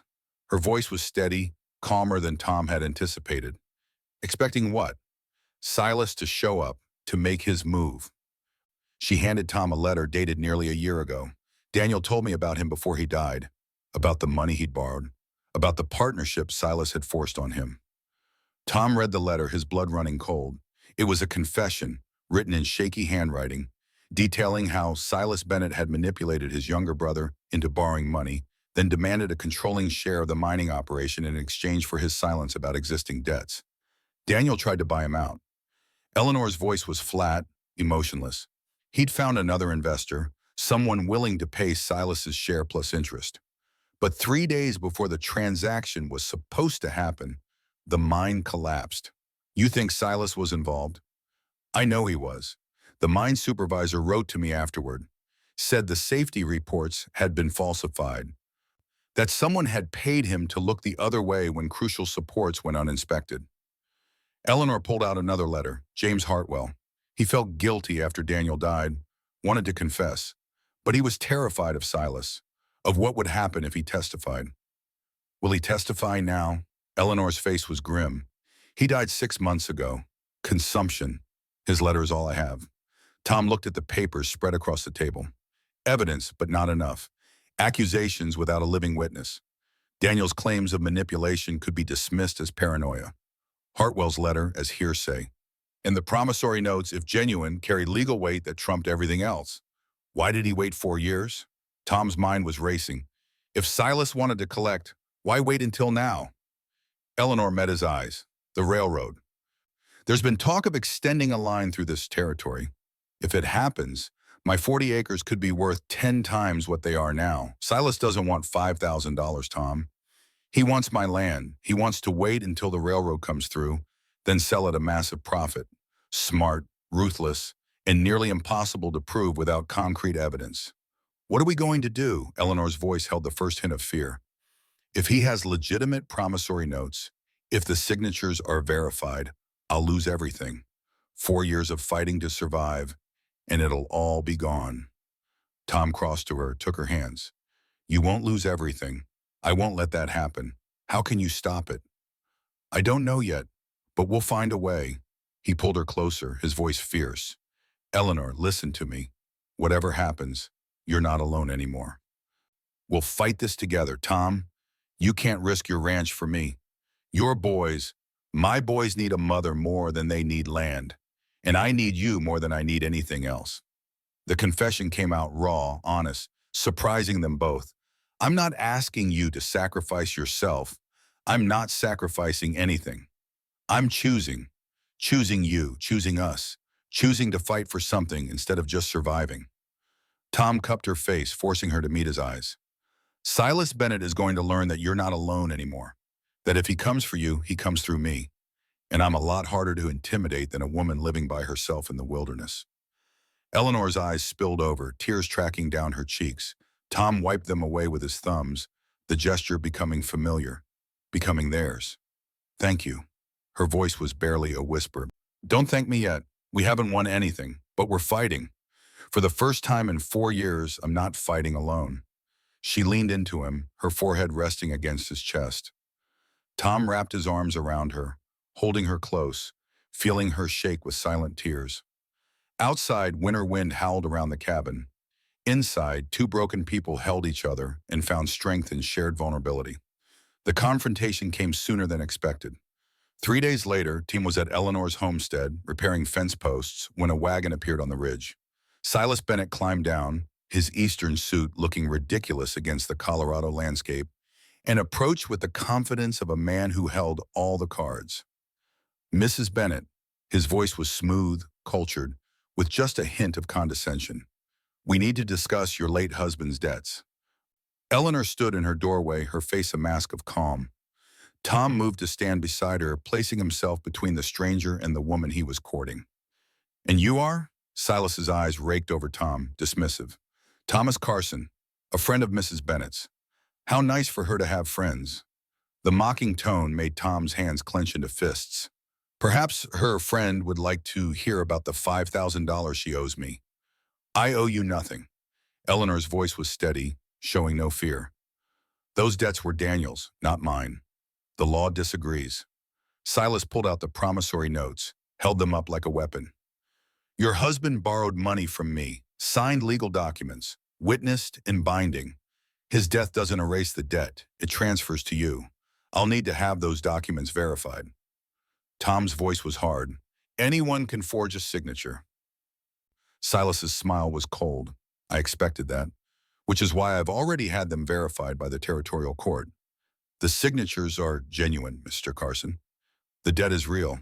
He turned back to Eleanor. You have 30 days to pay in full.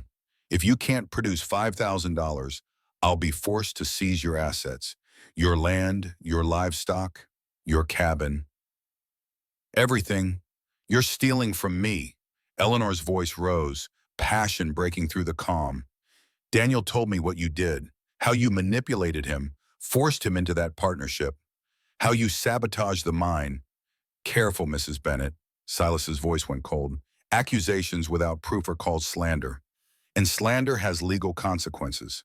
I have proof. You have a dead man's paranoid ravings and a letter from a drunk mine supervisor who's conveniently deceased." Silas stepped closer, his face hard. "You have nothing, and in 30 days you'll have even less. Get off her property." Tom's voice was quiet, deadly. "Now." "Or what? You'll assault me?" Silas laughed. "Please do. I'd love to add that to my legal filings. Imagine how the court would view a widow whose lover attacks her late husband's brother while trying to collect legitimate debts." Tom's fists clenched, but Eleanor's hand on his arm stopped him. "He's not worth it." She met Silas's eyes. "You'll get your answer in 30 days. Until then, you're trespassing." Silas smiled, tipped his hat. "30 days, Mrs. Bennett. I'll be staying at the hotel in town. When you're ready to discuss terms, you know where to find me." He climbed back into his wagon and drove away, leaving them standing in the cold. Tom felt Eleanor shaking beside him, felt her control finally cracking. "He's going to take everything." Her voice was small, defeated. "I can't fight him, even with Daniel's letter, even with Hartwell's confession. It's not enough. The promissory notes are real, Tom. Daniel did borrow that money, and Silas is going to use it to destroy me." "No, he's not." Tom turned her to face him. "Eleanor, listen to me. We have 30 days. That's time enough to investigate, to find something Silas doesn't want us to find. Porter is already working on it, and I'll hire more lawyers if I have to. We'll tear apart every claim, every signature, every witness statement until we find the crack in his armor. And if we don't, then we'll find another way. But I won't let him take your home. I won't let him win." Tom pulled her close, his voice fierce against her hair. "You asked me once what I wanted. I want you, Eleanor. I want a future with you. I want my boys to have a mother who loves them. I want to build something real and lasting and good. And I won't let some eastern vulture destroy that before we've even had a chance to try him." Eleanor clung to him, her tears soaking through his shirt. Around them, the wind howled, and the temperature dropped, and winter closed in like a fist. But inside Tom's embrace, Eleanor Bennett finally let herself believe that maybe, possibly, she didn't have to face this alone. Maybe broken people could heal together. Maybe grief and loss and fear didn't have to be the end of the story. Maybe, just maybe, love was enough to fight for. Tom spent the next week buried in research, riding between Eleanor's homestead, Porter's law office, and the telegraph office in town. Every spare moment went to investigating Silas Bennett, to tracing the promissory notes, to searching for any crack in the man's story. Porter's contacts back east sent information in fragments: witness statements, property records, financial documents. Most of it confirmed what Silas claimed. Daniel Bennett had borrowed $5,000 in 1876. The signatures appeared genuine. The witnesses were real people who remembered the transaction. But something didn't add up. Tom felt it in his gut, the same instinct that had kept him alive during the war. Silas was too confident, too eager to press his claim. Men with legitimate grievances didn't gloat. They didn't show up 4 years later with perfectly timed threats. They didn't watch their targets with the predatory gleam Tom had seen in Silas's eyes. The answer came from an unexpected source. Harrison Webb, the general store owner, pulled Tom aside one afternoon as he was purchasing supplies. "That Eastern fellow who's been asking about Mrs. Bennett." Webb kept his voice low. "He was in here yesterday asking questions about land values, about the railroad survey. Wanted to know which properties were along the proposed route." Tom's pulse quickened. "What did you tell him?" "Nothing. Told him I don't discuss my customer's business." Webb leaned closer. "But Tom, Mrs. Bennett's 40 acres sits right where they're planning to put the junction station. If the railroad comes through, that land could be worth $20,000. Maybe more. 20,000, 10 times what Eleanor's property was currently valued at. Enough to make a man kill his own brother, or arrange an accident that looked like one? Did Silas seem surprised when you wouldn't talk? Not surprised, angry, like he already knew the answer and was testing whether I'd confirm it. Tom thanked Webb and rode straight to Porter's office. The lawyer was bent over a telegram, his face grim. "You're going to want to see this." Porter handed him the paper. From a colleague in Philadelphia. He investigated the witnesses who signed Daniel Bennett's promissory notes. Tom read quickly, his heart sinking. Both witnesses were dead. One in a factory accident 3 years ago, the other from pneumonia last winter. Convenient. Too convenient. There's more. Porter pulled out another document. I had him check property records. Daniel Bennett owned a house in Philadelphia when he married Eleanor. Sold it in '75 to fund his move west. The buyer was listed as S. Bennett. Silas bought his brother's house for half what it was worth. Daniel was desperate for capital, needed money fast to stake his mining claim.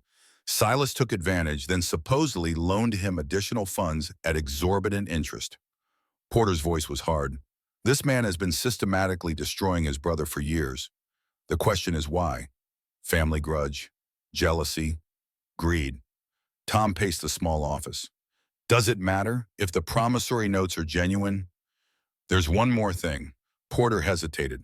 I contacted the mining company that employed Daniel. They have records of the collapse. Official records state it was an accident, structural failure due to poor maintenance. But I found something interesting. 2 weeks before the collapse, Silas Bennett visited the mine. Spent 3 days there, supposedly inspecting his investment.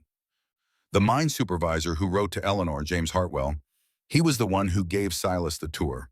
You think Silas paid him off then? 3 days to identify weak supports to plan the collapse. I think Silas Bennett is a man who eliminates obstacles. His brother was an obstacle. Eleanor is an obstacle. And if she marries you, you become an obstacle too. Tom felt cold settle in his stomach. He won't stop. Even if we pay the debt, even if Eleanor signs over the property, he'll find another way to come after us. Probably. Porter met his eyes, which is why we need to find proof. Real proof, not just suspicions.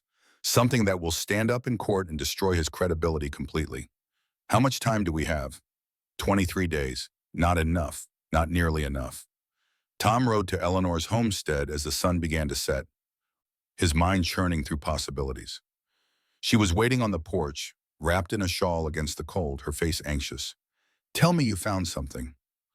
Tom dismounted, walked to her. We found pieces, but not enough. Not yet. He explained everything, the land values, the dead witnesses, the suspicious timing of Silas's visit to the mine. Eleanor listened without interrupting, her face growing paler with each revelation. He killed Daniel. Her voice was flat when Tom finished. It wasn't an accident. Silas murdered his own brother for money. We can't prove it, but you believe it. Yes. Eleanor turned away, stared out at the darkening mountains. I used to lie awake at night, wondering what I could have done differently. If I'd insisted Daniel quit the mine, if I'd been more supportive of his work, if I'd given him children like a proper wife should. I blamed myself for his death. Eleanor. And all this time it was Silas, his own brother. Daniel trusted him, asked him for help, and Silas used it to destroy him. Her voice broke. How do you fight someone like that? Someone who'll kill his own blood for profit? Tom moved behind her, wrapped his arms around her waist. You fight by refusing to be destroyed, by living well, by building something he can't take away. He's going to take my land. Land is just dirt. What matters is the life you build on it. Tom turned her to face him. Eleanor, I need to ask you something, and I need you to be honest. She searched his face, wary. What? If you lost the homestead, if Silas took everything, would you still want this? Would you still want to try building a life with me? Eleanor was quiet for a long moment, her eyes bright with unshed tears. Yes, God help me, yes. I'd live in a tent if it meant not being alone anymore. If it meant having your boys, having you, having something real instead of just survival. Then marry me. The words came out urgent, fierce. Not someday, now. Before Silas can touch you, before the 30 days are up. Marry me and your debts become mine. Your property becomes ours. And when he comes to collect, He'll have to go through both of us. Tom, I can't ask you to. You're not asking. I'm offering. I'm choosing this, choosing you, with full knowledge of the risks. Your ranch could be seized too. Your boys could lose their home. My boys need a mother more than they need a building. And I need you more than I need security. He cupped her face, his voice dropping. Eleanor, I know this is fast. I know we should have more time to court properly. To be sure, but we don't have time. And I'm sure that I want to wake up beside you every morning. I'm sure that I want to face whatever comes next with you at my side. I'm sure that you're the best thing that's happened to me since Rebecca died, and I won't let Silas Bennett steal that chance from us. What if this doesn't work? What if we marry and Silas still takes everything? Then we'll start over. Together. We'll find new land, build a new home, but we'll do it as a family. Tom kissed her forehead, gentle and reverent. Marry me, Eleanor, not because it's practical or strategic. Marry me because you want to, because you believe we could be happy together. Marry me and let's fight for that happiness with everything we have. Eleanor's hands came up to grip his coat, her fingers trembling. I want to say yes. I want it so badly it terrifies me. Then say it. Yes, the word came out on a breath. Yes, Thomas Carson. I'll marry you. Tom kissed her then, properly kissed her for the first time. Her lips were soft and warm, tasting of salt from tears she hadn't let fall. She melted into him, her arms wrapping around his neck. And for a moment the world narrowed to just this, the two of them, holding each other, choosing each other despite everything trying to tear them apart. When they finally broke apart, both were trembling. When? Eleanor's voice was shaky. As soon as possible. Tomorrow, if Reverend Brooks will do it. Tomorrow, she laughed, the sound slightly hysterical. I'm getting married tomorrow. We're getting married tomorrow, Tom corrected, smiling despite the gravity of their situation. And then we're going to figure out how to destroy Silas Bennett. The wedding took place the following afternoon in the small church, with only a handful of witnesses present. Reverend Brooks performed the ceremony, his kind face radiating approval. Gus Porter stood as Tom's witness, his weathered features split in a grin. Mrs. Patterson served as Eleanor's, the old woman crying happy tears throughout the entire service. The boys stood at the front, scrubbed and combed, wearing their best clothes. Finn could barely contain his excitement, bouncing on his toes. Owen watched with his serious gray eyes, a small smile playing at his lips. Liam stood tall and proud, looking more like a young man than a child. Dearly beloved, Brooks's voice filled the small sanctuary. We are gathered here to witness the joining of Thomas Carson and Eleanor Bennett in holy matrimony. Marriage is not to be entered into lightly, but with full knowledge of the sacred commitment being made. Tom barely heard the words. He was too focused on Eleanor, on the way her auburn hair caught the winter light streaming through the windows, on the steadiness in her hazel eyes as she looked at him. She wore her blue dress again, the same one from church the previous Sunday, but she'd added a spray of dried lavender to her hair. Rebecca's flower, a gesture of respect, of acknowledgement, that made Tom's throat tight. Do you, Thomas James Carson, take this woman to be your lawfully wedded wife, to have and to hold from this day forward, for better or for worse, for richer or for poorer, in sickness and in health until death do you part? I do. Tom's voice rang clear, certain. And do you, Eleanor Rose Bennett, take this man to be your lawfully wedded husband, to have and to hold from this day forward, for better or for worse, for richer or for poorer, in sickness and in health until death do you part? I do. Eleanor's voice was steady, sure. Then by the power vested in me by the territory of Colorado, I now pronounce you husband and wife. Brooks smiled. You may kiss your bride. Tom pulled Eleanor close and kissed her, soft and sweet and full of promise. Behind them, Finn whooped. Owen clapped. Liam grinned wider than Tom had seen in 2 years, and Mrs. Patterson sobbed into her handkerchief. When they broke apart, Eleanor was crying too, but she was smiling through the tears. We did it. She whispered it against his chest. We're married, Tom confirmed, still slightly disbelieving. And now the real fight begins. They retired to Tom's ranch, their ranch now, for a simple celebration. Mrs. Patterson had brought honey cake, Gus had brought whiskey, and the boys had decorated the kitchen with pine boughs and ribbons. It was modest, nothing like the wedding Rebecca would have wanted, but it felt right, felt real, to Tom and Eleanor. Gus raised his glass. May your troubles be few and your blessings be many. To Tom and Eleanor, the others echoed. Tom looked around at the small group gathered in his kitchen, at Gus, who had been a friend through the worst times, at Mrs. Patterson, who had brought food and kindness when he was drowning, at Brooks, who understood loss in ways few others could, at his boys, who were finally smiling again, finally believing in happiness. Thank you. His voice was rough with emotion. All of you for being here, for supporting us. We wouldn't miss it.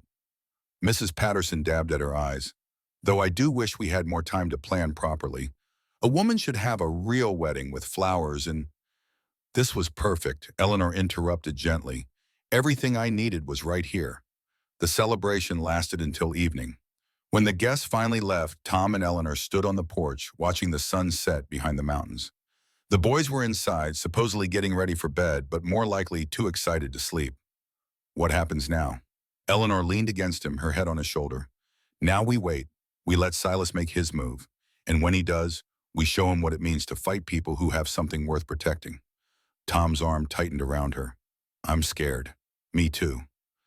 But we're scared together. That's better than being scared alone. They stood in silence, watching darkness fall. Inside, the boys' voices drifted through the windows, Finn telling some elaborate story, Owen's quiet laughter, Liam's patient corrections, the sounds of a family, the sounds of home. Eleanor. Tom's voice was quiet. I need to tell you something. She pulled back to look at him, concerned. I loved Rebecca, loved her with everything I had, and when she died, I thought that was it. Thought I'd used up my capacity for love, that I'd never feel that way about anyone again. He cupped her face, his thumb brushing her cheekbone. But I'm falling in love with you. It's different from what I had with Rebecca. Quieter, maybe. More careful. But no less real. And I need you to know that. Need you to know you're not a replacement or a convenience. You're Eleanor, and that's exactly who I want. Eleanor's eyes filled with tears. I love you too. I think I started falling that first night, when you stumbled through my door half frozen, desperate to save your boys. You were so broken, Tom, but you were still fighting, still trying. And I thought, if this man can keep going and after losing everything, maybe I can too. She kissed him, brief and lingering. You gave me hope when I'd forgotten what hope felt like. And whatever happens with Silas, whatever we lose or keep, I'll never regret choosing this. Choosing you. They went inside together, checking on the boys before retiring to their own room. The boys had all squeezed into one bed, unwilling to be separated on this momentous night. They were asleep in a tangle of limbs, Finn curled against Owen, Liam's arm thrown over both of them protectively. They look happy. Eleanor's voice was soft. They are happy. For the first time in 2 years, they're genuinely happy. Tom closed the door gently. You did that. You brought them back to life. We did that, together. Their bedroom was simple. Just a bed, a dresser, a washstand. Tom had cleaned it thoroughly, changed the sheets, tried to erase the ghost of Rebecca that had haunted this space. Eleanor moved around the room slowly, touching things, making it hers. You don't have to do that. Tom watched her rearrange items on the dresser. Do what? Try to erase her. Rebecca was part of your life. I'm not threatened by that. Eleanor turned to face him. I want you to remember her, Tom. She was your boy's mother.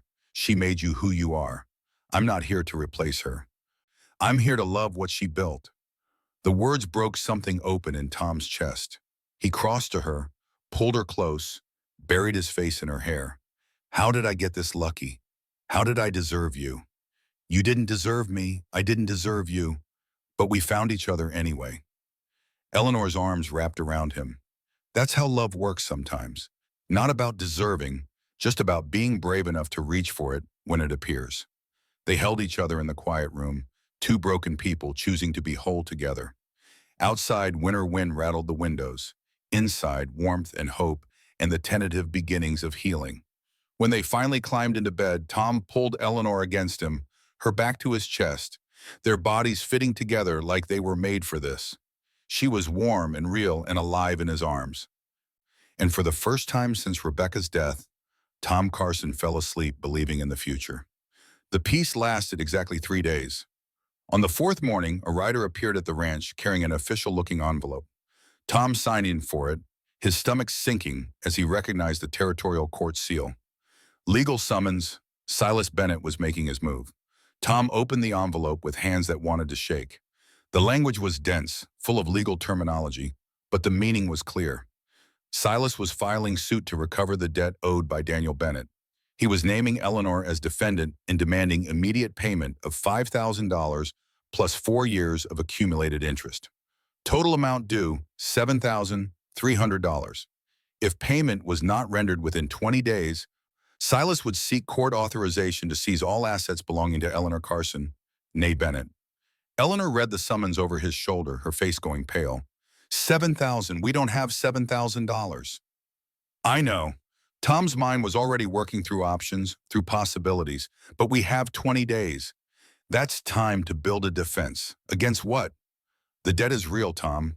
Daniel did borrow that money, but Silas manipulated him into it, used it to gain control of the mine, maybe even used it to arrange the collapse. Tom turned to face her. We fight. We find proof. We show the court that Silas Bennett is a fraud and a murderer, and if we can't prove it, then we lose everything.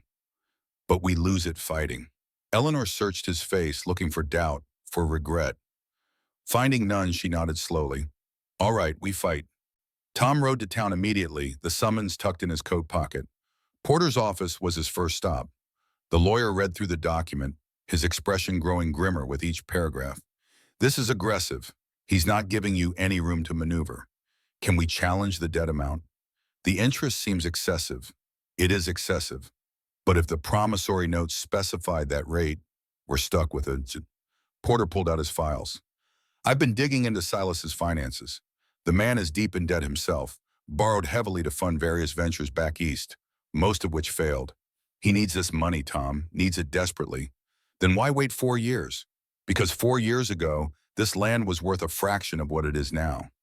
He was waiting for the railroad announcement, waiting for values to increase. Now he can seize the property, sell it immediately, and walk away with enough to clear his debts and have a substantial profit left over. Tom slammed his fist on the desk. So we let him win? Let him profit from murder? I didn't say that. Porter's voice was calm. I said he's desperate. And desperate men make mistakes. We just need to find his. What kind of mistakes? The kind that come from overconfidence. Silas thinks he's untouchable. Thinks his Eastern education and legal maneuvering make him superior to frontier justice. But he's underestimating you, Tom. Underestimating how far you'll go to protect your family. So what do? We investigate him the way he investigated Daniel. We find his debts, his enemies, his secrets. We build a picture of a man who's systematically destroying his own family for profit.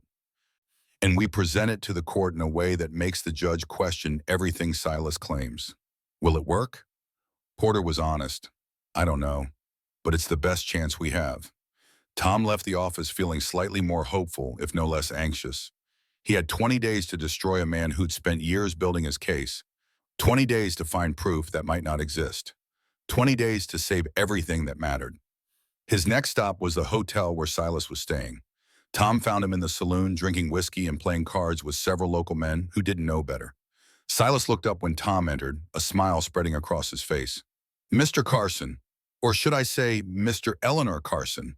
The mocking tone was deliberate, designed to provoke. Come to discuss your wife's debts.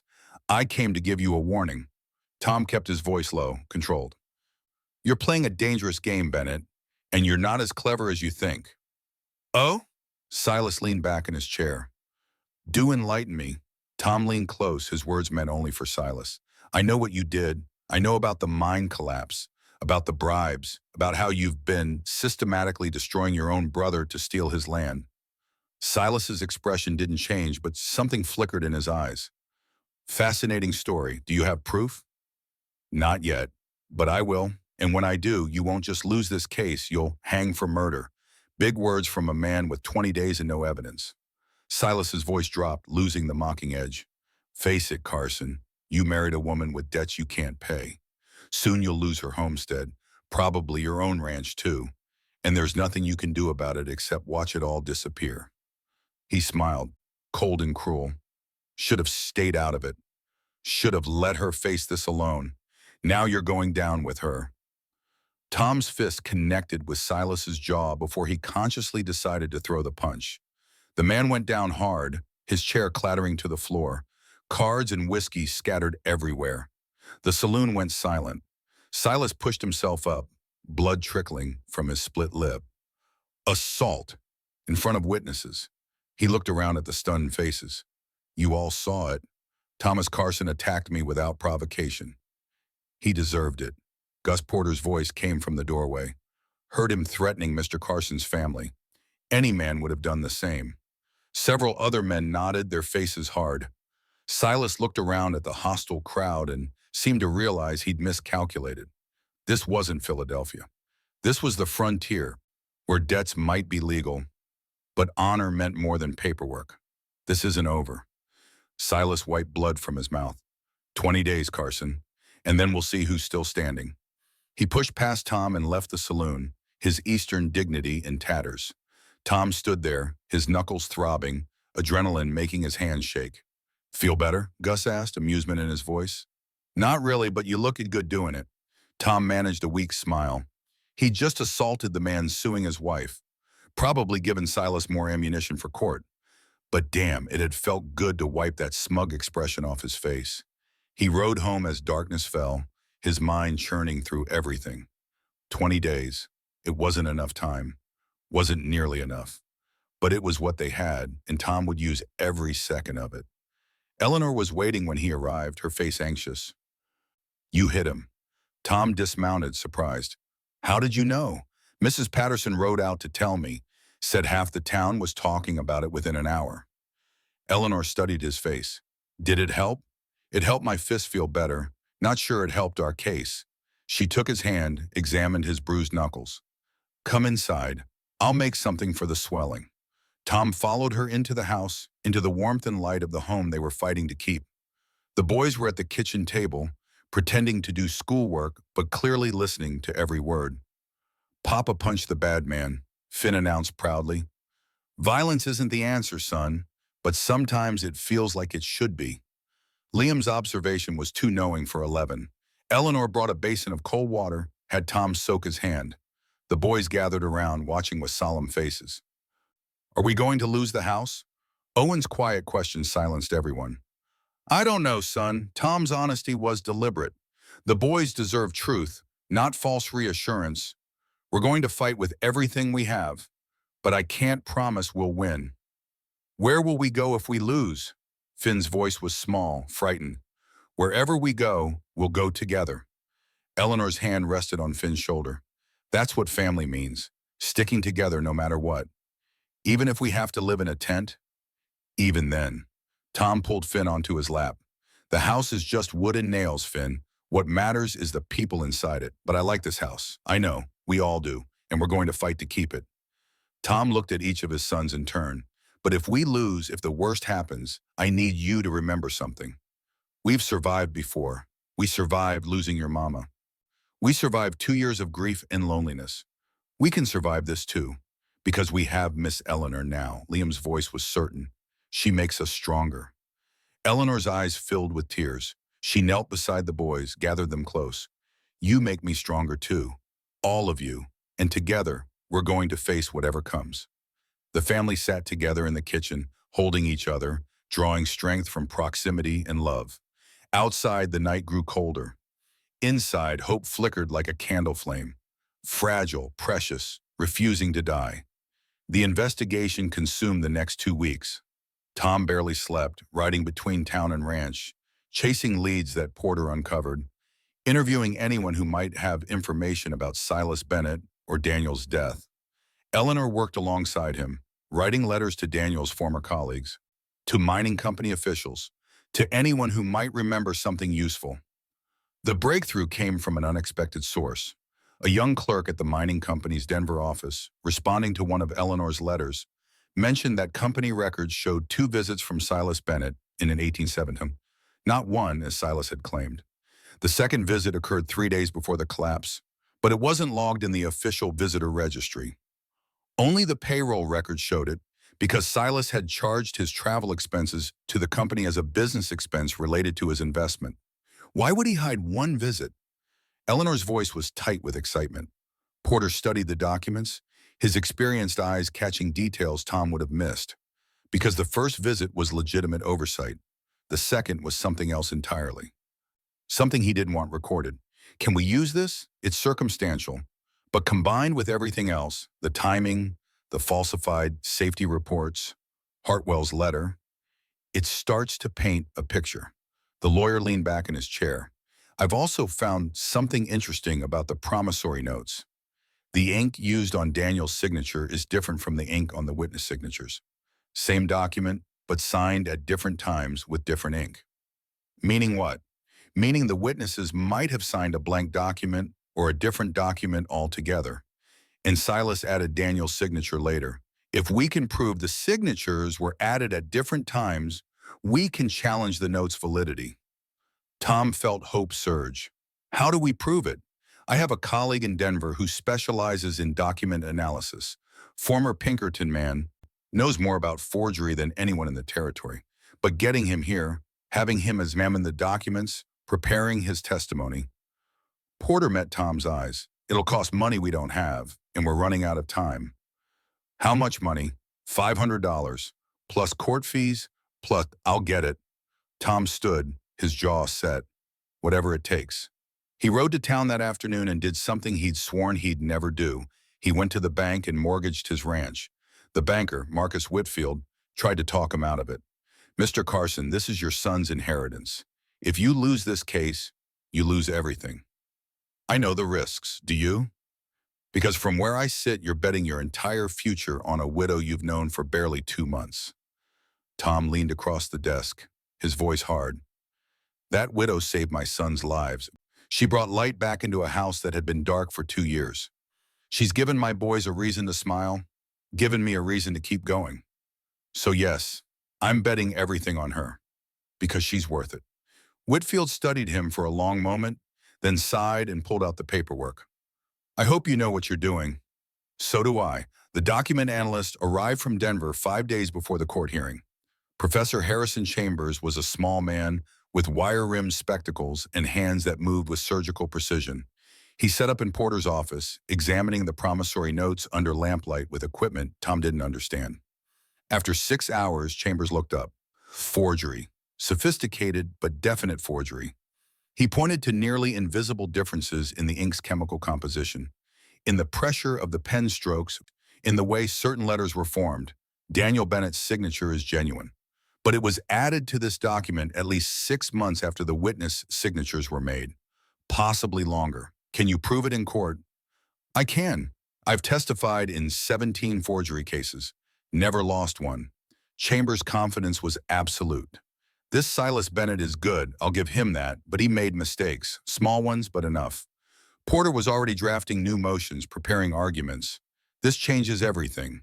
If the promissory notes are fraudulent, Silas's entire case collapses. But Tom felt uneasy. He won't go down without a fight. Men like him always have contingency plans, which is why we need to be prepared for anything. The court hearing was scheduled for a Friday morning. The night before, Tom couldn't sleep. He stood at the bedroom window, staring out at the dark landscape, feeling the weight of tomorrow pressing down on him. Come to bed. Eleanor's voice was soft behind him. I can't. Every time I close my eyes, I see us losing. See Silas taking everything. Eleanor joined him at the window, slipping her hand into his. Then we lose, we pack up what we can carry, and we start over somewhere else. You say that like it's simple. It is simple, not easy, but simple. She turned to face him. Tom, I lived alone for 4 years. 4 years of wondering if I'd die out here with nobody knowing or caring. 4 years of carving birds just to prove I could still create something beautiful. And I survived. We'll survive this too, whatever happens. I don't want to just survive anymore. I want to live. I want to build something lasting with you. Then fight for it tomorrow. Fight with everything you have. Eleanor pulled him close. But know that even if we lose, even if Silas takes every acre and every dollar, he can't take this, can't take us, can't take what we've built together." Tom held her in the darkness, drawing strength from her certainty. She was right. Land could be seized, houses could be lost. But the family they'd created, that was beyond Silas Bennett's reach. They made love that night with desperate tenderness, clinging to each other like drowning people, finding solace in touch and breath and whispered words. Afterward, Eleanor fell asleep in Tom's arms, but he lay awake until dawn, watching the sky lighten and trying not to think about what the day would bring. The courtroom was packed. Seemed half the county had turned out to witness the confrontation between Thomas Carson and Silas Bennett.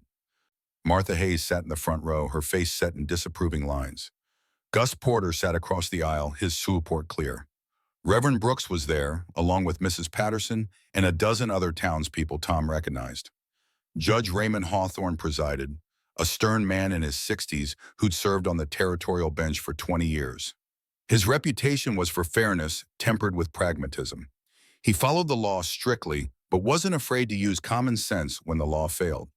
The hearing began with Silas's attorney, a slick Easterner named Charles Wardell, presenting the promissory notes and arguing for immediate seizure of assets.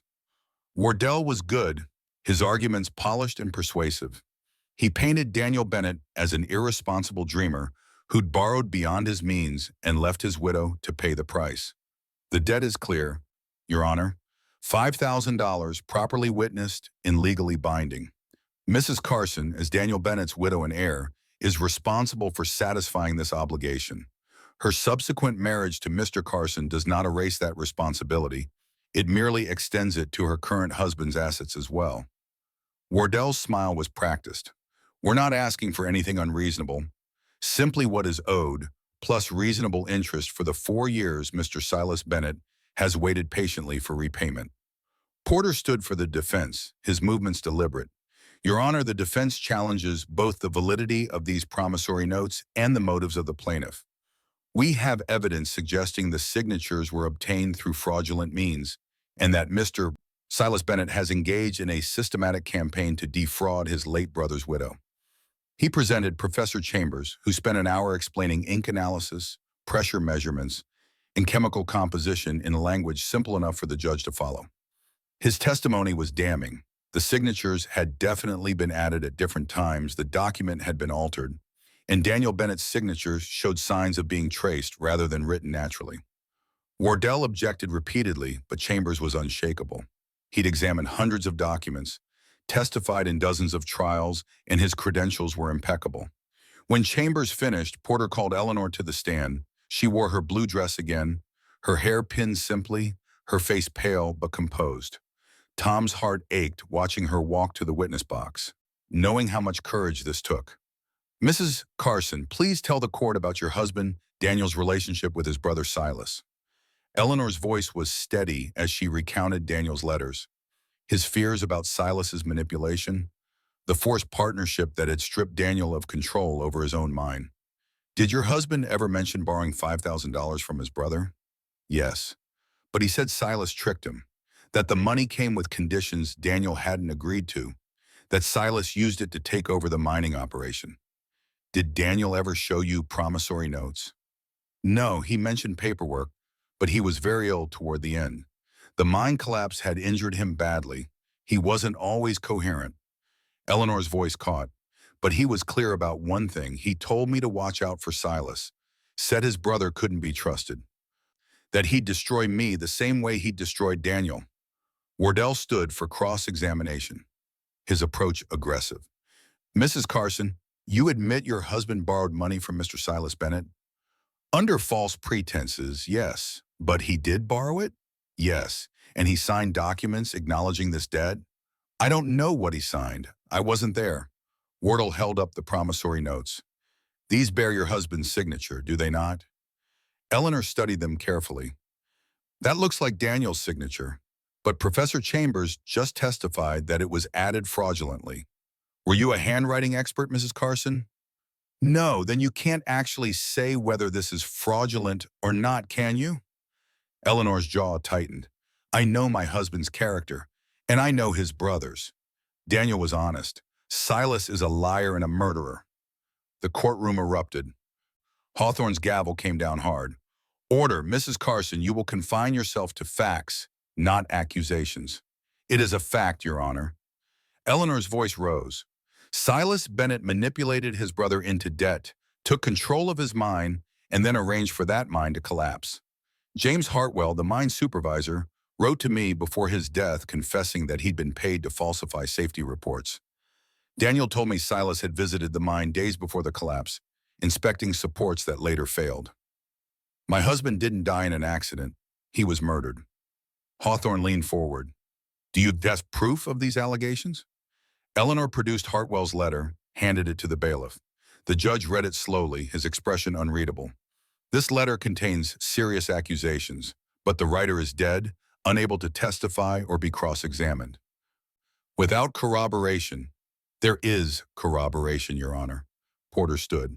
The defense would like to call Martin Reeves to the stand. Tom's pulse jumped. Reeves was the neighboring rancher who'd helped them after the wagon crash. What did Porter have planned? Reeves took the stand, looking uncomfortable in his Sunday clothes. Porter approached gently. Mr. Reeves, you were friends with Daniel Bennett? Known him since he came west. Good man, hard worker. Did Mr. Bennett ever discuss his brother Silas with you? Once, about a month before he died. He was worried, said Silas was pressuring him about the mine. Wanted more control, more money. Daniel felt trapped. Did he mention anything specific? Reeves hesitated, glanced at Silas. He said Silas had made threats.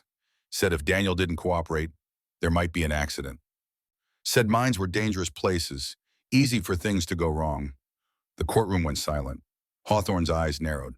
Mr. Bennett threatened his own brother? That's what Daniel told me. I didn't think much of it at the time. Figured it was just family squabbling. But after the collapse, Reeves's voice hardened. After Daniel died, I wondered. Wondered if maybe it wasn't an accident. After all. Wardell jumped up. Objection! This is pure speculation based on hearsay from a dead man. Sustained. Hawthorne looked at Reeves. Do you have any direct knowledge of Mr. Silas Bennett's involvement in the mine collapse? No, Your Honor. Just what Daniel told me. Then I'll have to disregard that testimony. But the damage was done. Tom could see it in the faces of the spectators, in the way people were looking at Silas with suspicion instead of sympathy. Porter had planted the seed. The hearing continued through the afternoon. Porter called witness after witness, people who'd known Daniel, who'd worked at the mine, who remembered Silas's visits. Each testimony added another piece to the puzzle, another reason to doubt Silas's story. Finally, as the sun began to set, Hawthorne called for closing arguments. Wardell went first, returning to the legal basics: debt owed, signatures verified, widow responsible. Clean and simple. Porter's closing was different. He didn't just argue law, he told a story. The story of a man who'd systematically destroyed his own brother for profit, who'd manipulated and stolen and possibly murdered, who was now trying to steal from a widow who'd already lost everything. Your Honor, the law exists to protect the innocent and punish the guilty. But sometimes the law can be twisted, used as a weapon by those with enough money and cunning. That's what Silas Bennett has done. He's taken legitimate legal instruments and perverted them into tools of theft. Porter's voice grew stronger. Daniel Bennett is dead, unable to defend himself. James Hartwell is dead, unable to testify. Both men conveniently silenced before they could expose Silas's crimes. But Eleanor Carson is alive. Thomas Carson is alive. And they're fighting not just for their land, but for justice, for the truth that Silas Bennett is a fraud, a thief, and very possibly a murderer. He turned to face the judge directly. The promissory notes are forgeries. Professor Chambers proved that beyond doubt.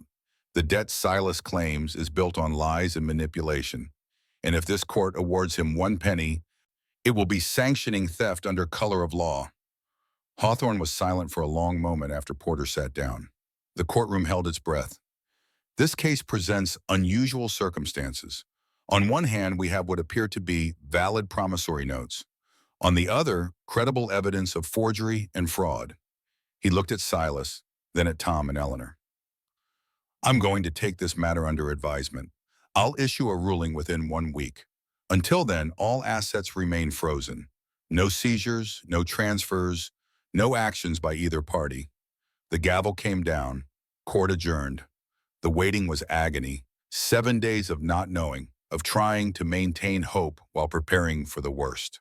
Tom threw himself into ranch work, fixing fences and mending equipment with frantic energy. Eleanor kept the house running, taught the boys, tried to maintain normalcy even though everything hung in balance. On the 6th day, something unexpected happened. Eleanor woke feeling ill, barely making it outside before vomiting into the snow. Tom found her there, pale and shaking. "What's wrong? Are you sick?" "I don't know. I felt fine yesterday." She pressed a hand to her stomach, and something flickered across her face. Realization, shock, disbelief. "Tom, I need to see Dr. Mitchell. Today." They rode to town immediately, leaving the boys with Gus. Dr. Mitchell examined Eleanor in his office while Tom paced the waiting room, his mind racing through terrible possibilities. Illness, poison, stress-induced collapse. When the door finally opened, Eleanor emerged looking dazed. Dr. Mitchell followed, his weathered face split in a grin. "Congratulations, Mr. Carson. You're going to be a father." Tom stared. "What?" "Your wife is pregnant. About 6 weeks along by my estimation." "But," Tom looked at Eleanor, saw tears streaming down her face. "The doctors in Philadelphia said she couldn't." "Bodies are funny things." Mitchell's voice was gentle. "Sometimes what seems impossible becomes possible when circumstances change. Mrs. Carson's been through a lot. Stress, grief, isolation. Now she's in a stable marriage, eating regular meals, feeling safe. Sometimes that's all it takes for the body to heal itself." Tom crossed to Eleanor, pulled her into his arms. She was shaking, crying, laughing all at once. "A baby. We're going to have a baby. I can't believe it. After all these years, all the doctors telling me it was impossible. It's possible." Tom kissed her forehead, her cheeks, her lips. "It's real. We're going to have a child." They held each other in the doctor's office, overwhelmed by awe and terror in equal measure. A baby, new life, new hope, but also new stakes. If they lost the case, if Silas took everything, where would they raise this child? How would they provide? Eleanor seemed to read his thoughts. "We'll manage. Somehow we'll manage." The judge's ruling came the next morning. Tom and Eleanor sat in the courtroom, surrounded by their supporters, waiting for Hawthorne to speak. The judge looked tired, like he'd spent the week wrestling with this decision. "I've reviewed all testimony and evidence presented. I've consulted legal precedents and sought advice from colleagues. This case is not simple, and the law is not always clear." He paused. "However, certain facts are undisputable. Professor Chambers' analysis proves the promissory notes were altered after initial signing. The witnesses' signatures and Daniel Bennett's signature were added at different times using different materials. This constitutes fraud."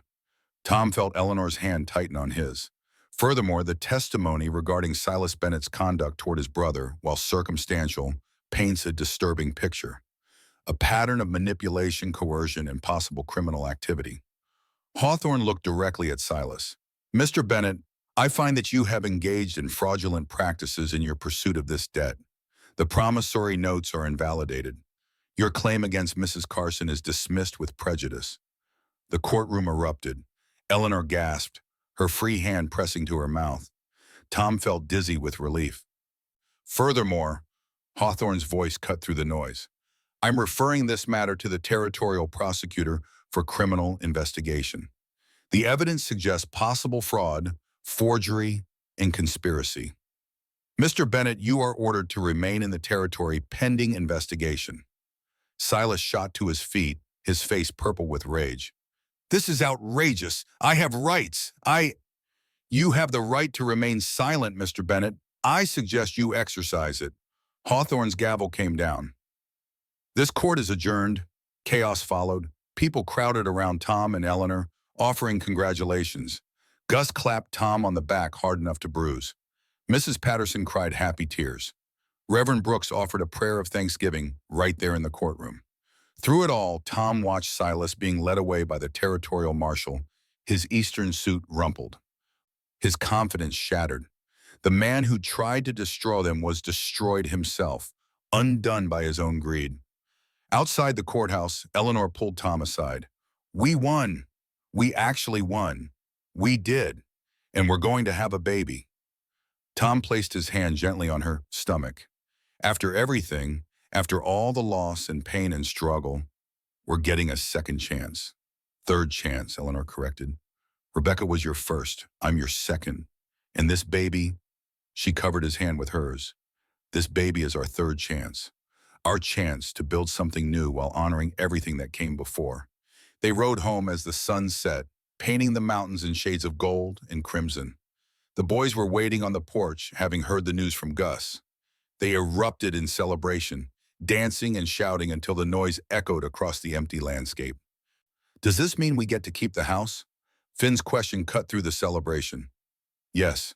Tom knelt to his youngest son's level. We get to keep the house, the land, everything. It's all ours. No one can take it away now. And Miss Eleanor gets to stay? Forever and always, Eleanor confirmed, pulling all three boys into a hug. I'm not going anywhere. There's something else. Tom looked at his sons, trying to find the right words. Miss Eleanor, your Mama Eleanor, is going to have a baby. You're going to have a brother or sister. The boys stared, processing. Then Finn let out a whoop that probably carried all the way to town. A baby! We're getting a baby! Owen smiled his rare, precious smile, and Liam's eyes filled with tears. Mama would be happy. The boy's voice was thick with emotion. She'd be happy we're a family again. Tom pulled his oldest son close. She would be. She'd be so proud of all of you. They went inside together into the warmth and light of the home they'd fought to keep. Eleanor started preparing supper while the boys peppered her with questions about the baby. Tom stood in the doorway, watching his family, and felt something settle in his chest. Peace, gratitude, hope. That evening, after the boys were asleep, Tom and Eleanor sat by the fire. Outside, the first snow of December fell softly, coating the world in white. Exactly 1 year since the Christmas blizzard that had changed everything. A year ago tonight, I was lost in a storm with 3 half-frozen boys, thinking we were all going to die. Tom's voice was quiet, and then I saw your light in the window.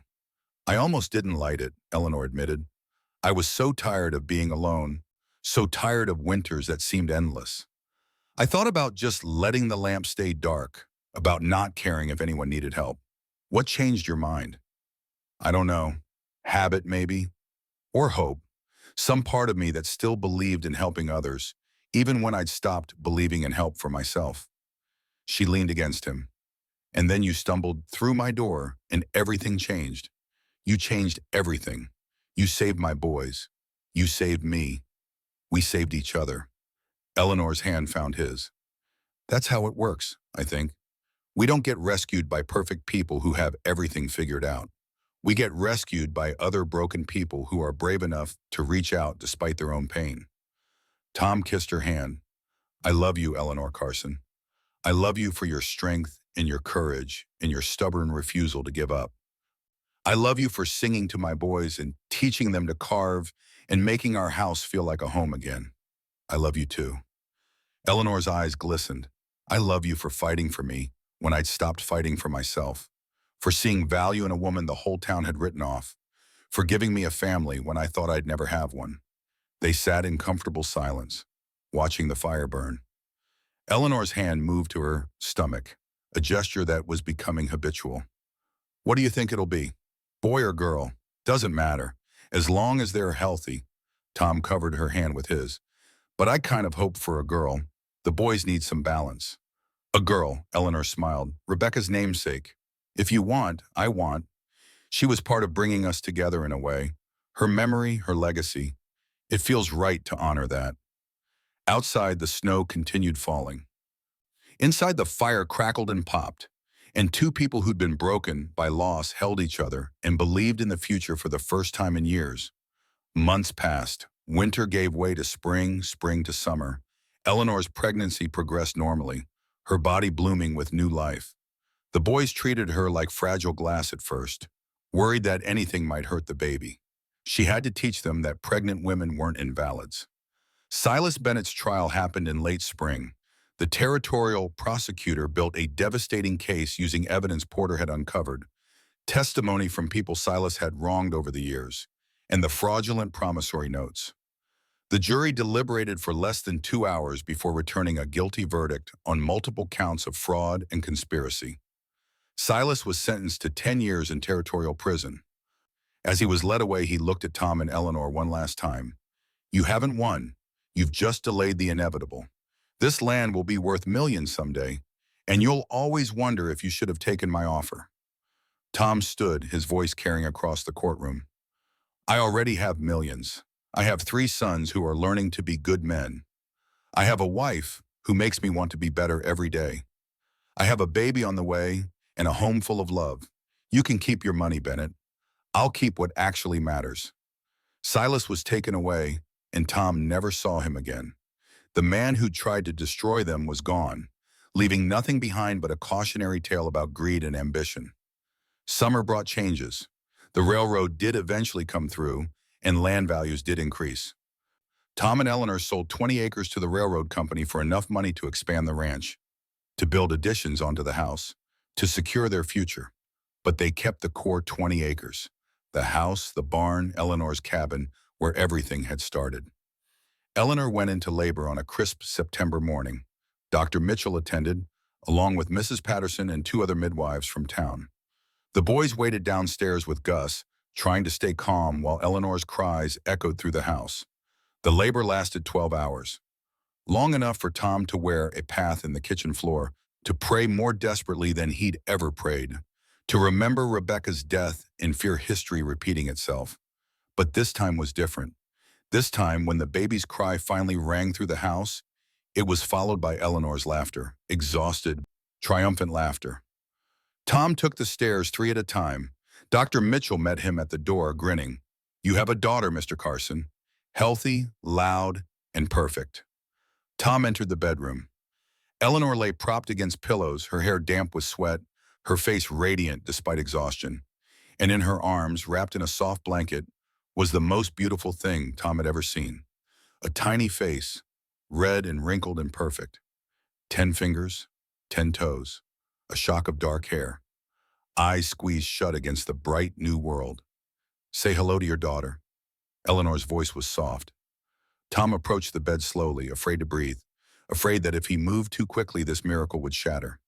He sat on the edge and reached out with trembling fingers to touch the baby's cheek. So soft, so impossibly soft. "She's real. We made her, you and me together. What should we call her?" Tom looked at Eleanor, saw the question in her eyes. "Sarah," he said it quietly. "Sarah Rebecca Carson, after both mothers." Eleanor's eyes filled with tears. "That's perfect. Sarah Rebecca." The door creaked open. 3 small faces peered in, curious and nervous. "Can we see?" Liam's voice was barely a whisper. "Come meet your sister." Eleanor beckoned them forward. The boys approached the bed cautiously, as if afraid the baby might break. Finn stood on tiptoe to see over the edge of the blanket. Owen leaned close, his serious face softening with wonder. Liam hung back slightly, but his eyes never left the tiny bundle. "She's so small," Finn breathed. "All babies are small," Owen corrected automatically. "But she's really small, like a kitten. She'll grow." Eleanor shifted the baby so the boys could see better. "Would you like to hold her, Liam?" The oldest boy's eyes went wide. "Can I? Sit down first and be very careful." Liam scrambled onto the bed, arranged himself with exaggerated caution. Eleanor placed baby Sarah in his arms, showing him how to support her head. For a moment, the 11-year-old just stared at his new sister. Then his face broke into the most radiant smile Tom had ever seen. "Hi, Sarah. I'm your brother Liam. And that's Owen, and that's Finn, and that's Papa, and that's Mama Eleanor, and we're your family, and we're going to take care of you forever and ever." The baby's eyes opened, just for a second, just long enough to look at the ball holding her. Then she closed them again, content and safe. Tom stood back, watching his family gathered on the bed, his 3 sons from Rebecca, his wife Eleanor, his new daughter Sarah. All of them together, imperfect and struggling, and absolutely perfect. This was what Rebecca had wanted, what she'd made him promise. To keep living, to keep loving, to find joy again even after loss. He'd kept that promise, even when it seemed impossible.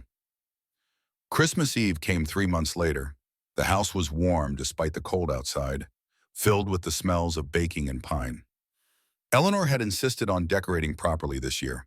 A tree in the corner, stockings hung by the fire, candles on every surface. The boys were in the parlor, teaching Sarah to track objects with her eyes. At 3 months, she was alert and curious, her dark eyes following movement with intense concentration. Finn dangled a carved bird in front of her, while Owen made silly faces. Liam held her carefully, protective and gentle. Tom stood in the doorway watching. Eleanor came up beside him, slipping her hand into his. 2 years ago tonight, you crashed into my life in the middle of a blizzard. I didn't crash. I arrived gracefully. You crashed. You and 3 half-frozen boys and enough baggage to sink a ship. She smiled up at him.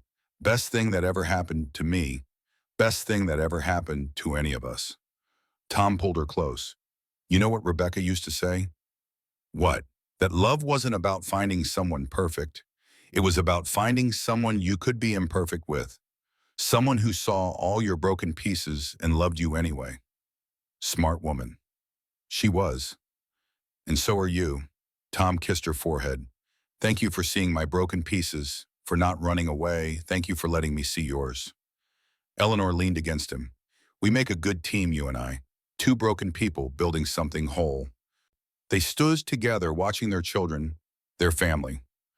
Outside, snow began to fall, soft and gentle, coating the world in white, exactly like 2 years ago, when everything had changed. But this time, Tom wasn't lost in a blizzard. This time, he was home, and the light that had guided him through that storm burned brightly in his own window now, welcoming anyone who needed shelter, promising warmth and safety and love. Papa. Liam looked up. Can you tell us the story? About the blizzard? I've told you that story a dozen times. We want to hear it again. Tom and Eleanor exchanged glances. She nodded, smiling. Tom settled into his chair, Eleanor on the arm beside him, baby Sarah in her arms. The 3 boys gathered close, eager for a story they already knew by heart. 2 years ago tonight, I drove a wagon into the worst blizzard I'd ever seen. I was running away from Christmas, from memories, from grief. I thought if I could just get home, just survive the storm, everything would be okay. What happened? Finn prompted, even though he knew. The wagon broke. We were stranded, miles from anywhere in freezing cold. I thought we were going to die, all of us. Tom's voice grew softer. But then Owen saw something, a light in the darkness, a single golden lamp burning in a window, promising shelter, promising hope. And that was Mama Eleanor's house. Finn finished triumphantly. That was Mama Eleanor's house, Tom confirmed, and she opened her door to 4 strangers in a storm. She fed us and warmed us and sang to you when you were scared. She saved our lives. Eleanor picked up the story. And you saved mine. I'd been alone so long, I'd forgotten what it felt like to be part of a family. But that night when you stumbled through my door, I remembered. I remembered why it mattered to keep going, to keep hoping, to keep believing that good things could still happen. And then Papa married you, Owen's quiet voice. And then we became a real family. We were always a real family. Tom pulled his sons close. From the moment you were born. But we lost our way for a while, forgot what family meant. And Mama Eleanor helped us remember. Baby Sarah made a small sound, halfway between a cry and a coo. Eleanor adjusted her gently, and the baby settled.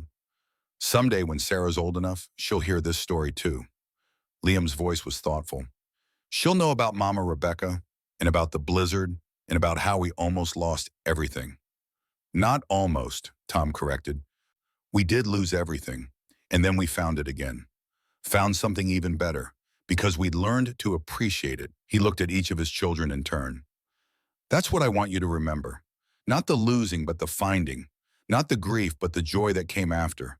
Not the storm, but the light that guided us through it. Eleanor stood, carried Sarah to the window. The snow was falling harder now, the same white curtain that had nearly killed them 2 years ago. But inside was warmth and light and love. The lamp still burns, she said it quietly. Every night I light it, because you never know who might need to see a light in the darkness, who might be lost and looking for home. Will you always light it? Finn asked. Always, Eleanor promised. As long as we live in this house, as long as we can offer shelter, the light will burn. Tom joined her at the window, their children gathered around them. Outside, the blizzard raged. Inside, the fire crackled, and the lamp glowed, and a family that had been broken was whole again. Not perfect, never perfect, but whole in the ways that mattered. Whole in love and commitment and the stubborn refusal to give up on each other. Tom thought about the promise he'd made to Rebecca at her bedside, to take care of their boys, to keep living, to not let grief destroy what she'd built. He'd kept that promise. Not in the way he'd expected, not without pain and struggle, but he'd kept it. And Rebecca, wherever she was, would be proud. Sarah began to fuss. Eleanor rocked her gently, humming the same hymn she'd sung that first night, Amazing Grace. The melody filled the room, wrapping around them like a blanket. Tom closed his eyes and let the music wash over him. Let himself feel the weight of Sarah in Eleanor's arms, the warmth of his sons pressed against him, the peace of a home well-loved and fiercely protected. The storm outside would pass. It always did. But the light in the window would keep burning, welcoming anyone who needed shelter, promising that even in the darkest night, home was waiting. And Thomas Carson, standing in the middle of his family, finally understood what Rebecca had tried to tell him. Love didn't end with death. It transformed, it expanded, it made room for new joy without erasing old sorrow. He'd loved Rebecca. He would always love her. But he also loved Eleanor. And that love didn't diminish what came before. It honored it. It said that Rebecca's life had meant something, had created something so precious that Tom wanted to find it again. The boys began to sing along with Eleanor's humming, their young voices tentative but growing stronger. Tom joined in, his bass notes anchoring their melody. Together they sang, a family forged in loss and sealed in hope, welcoming Christmas with grateful hearts. Outside, the blizzard howled. Inside, the light burned bright. And in the window of a small ranch house in the Colorado mountains, a lamp guided lost travelers home, just as it always would. Because that's what family meant. Not perfection, not the absence of pain, but the choice to love anyway, to fight for each other, to light the way home when everything else was dark. Thomas Carson had been lost in a blizzard, but Eleanor Bennett had lit a lamp, and together they'd found their way home.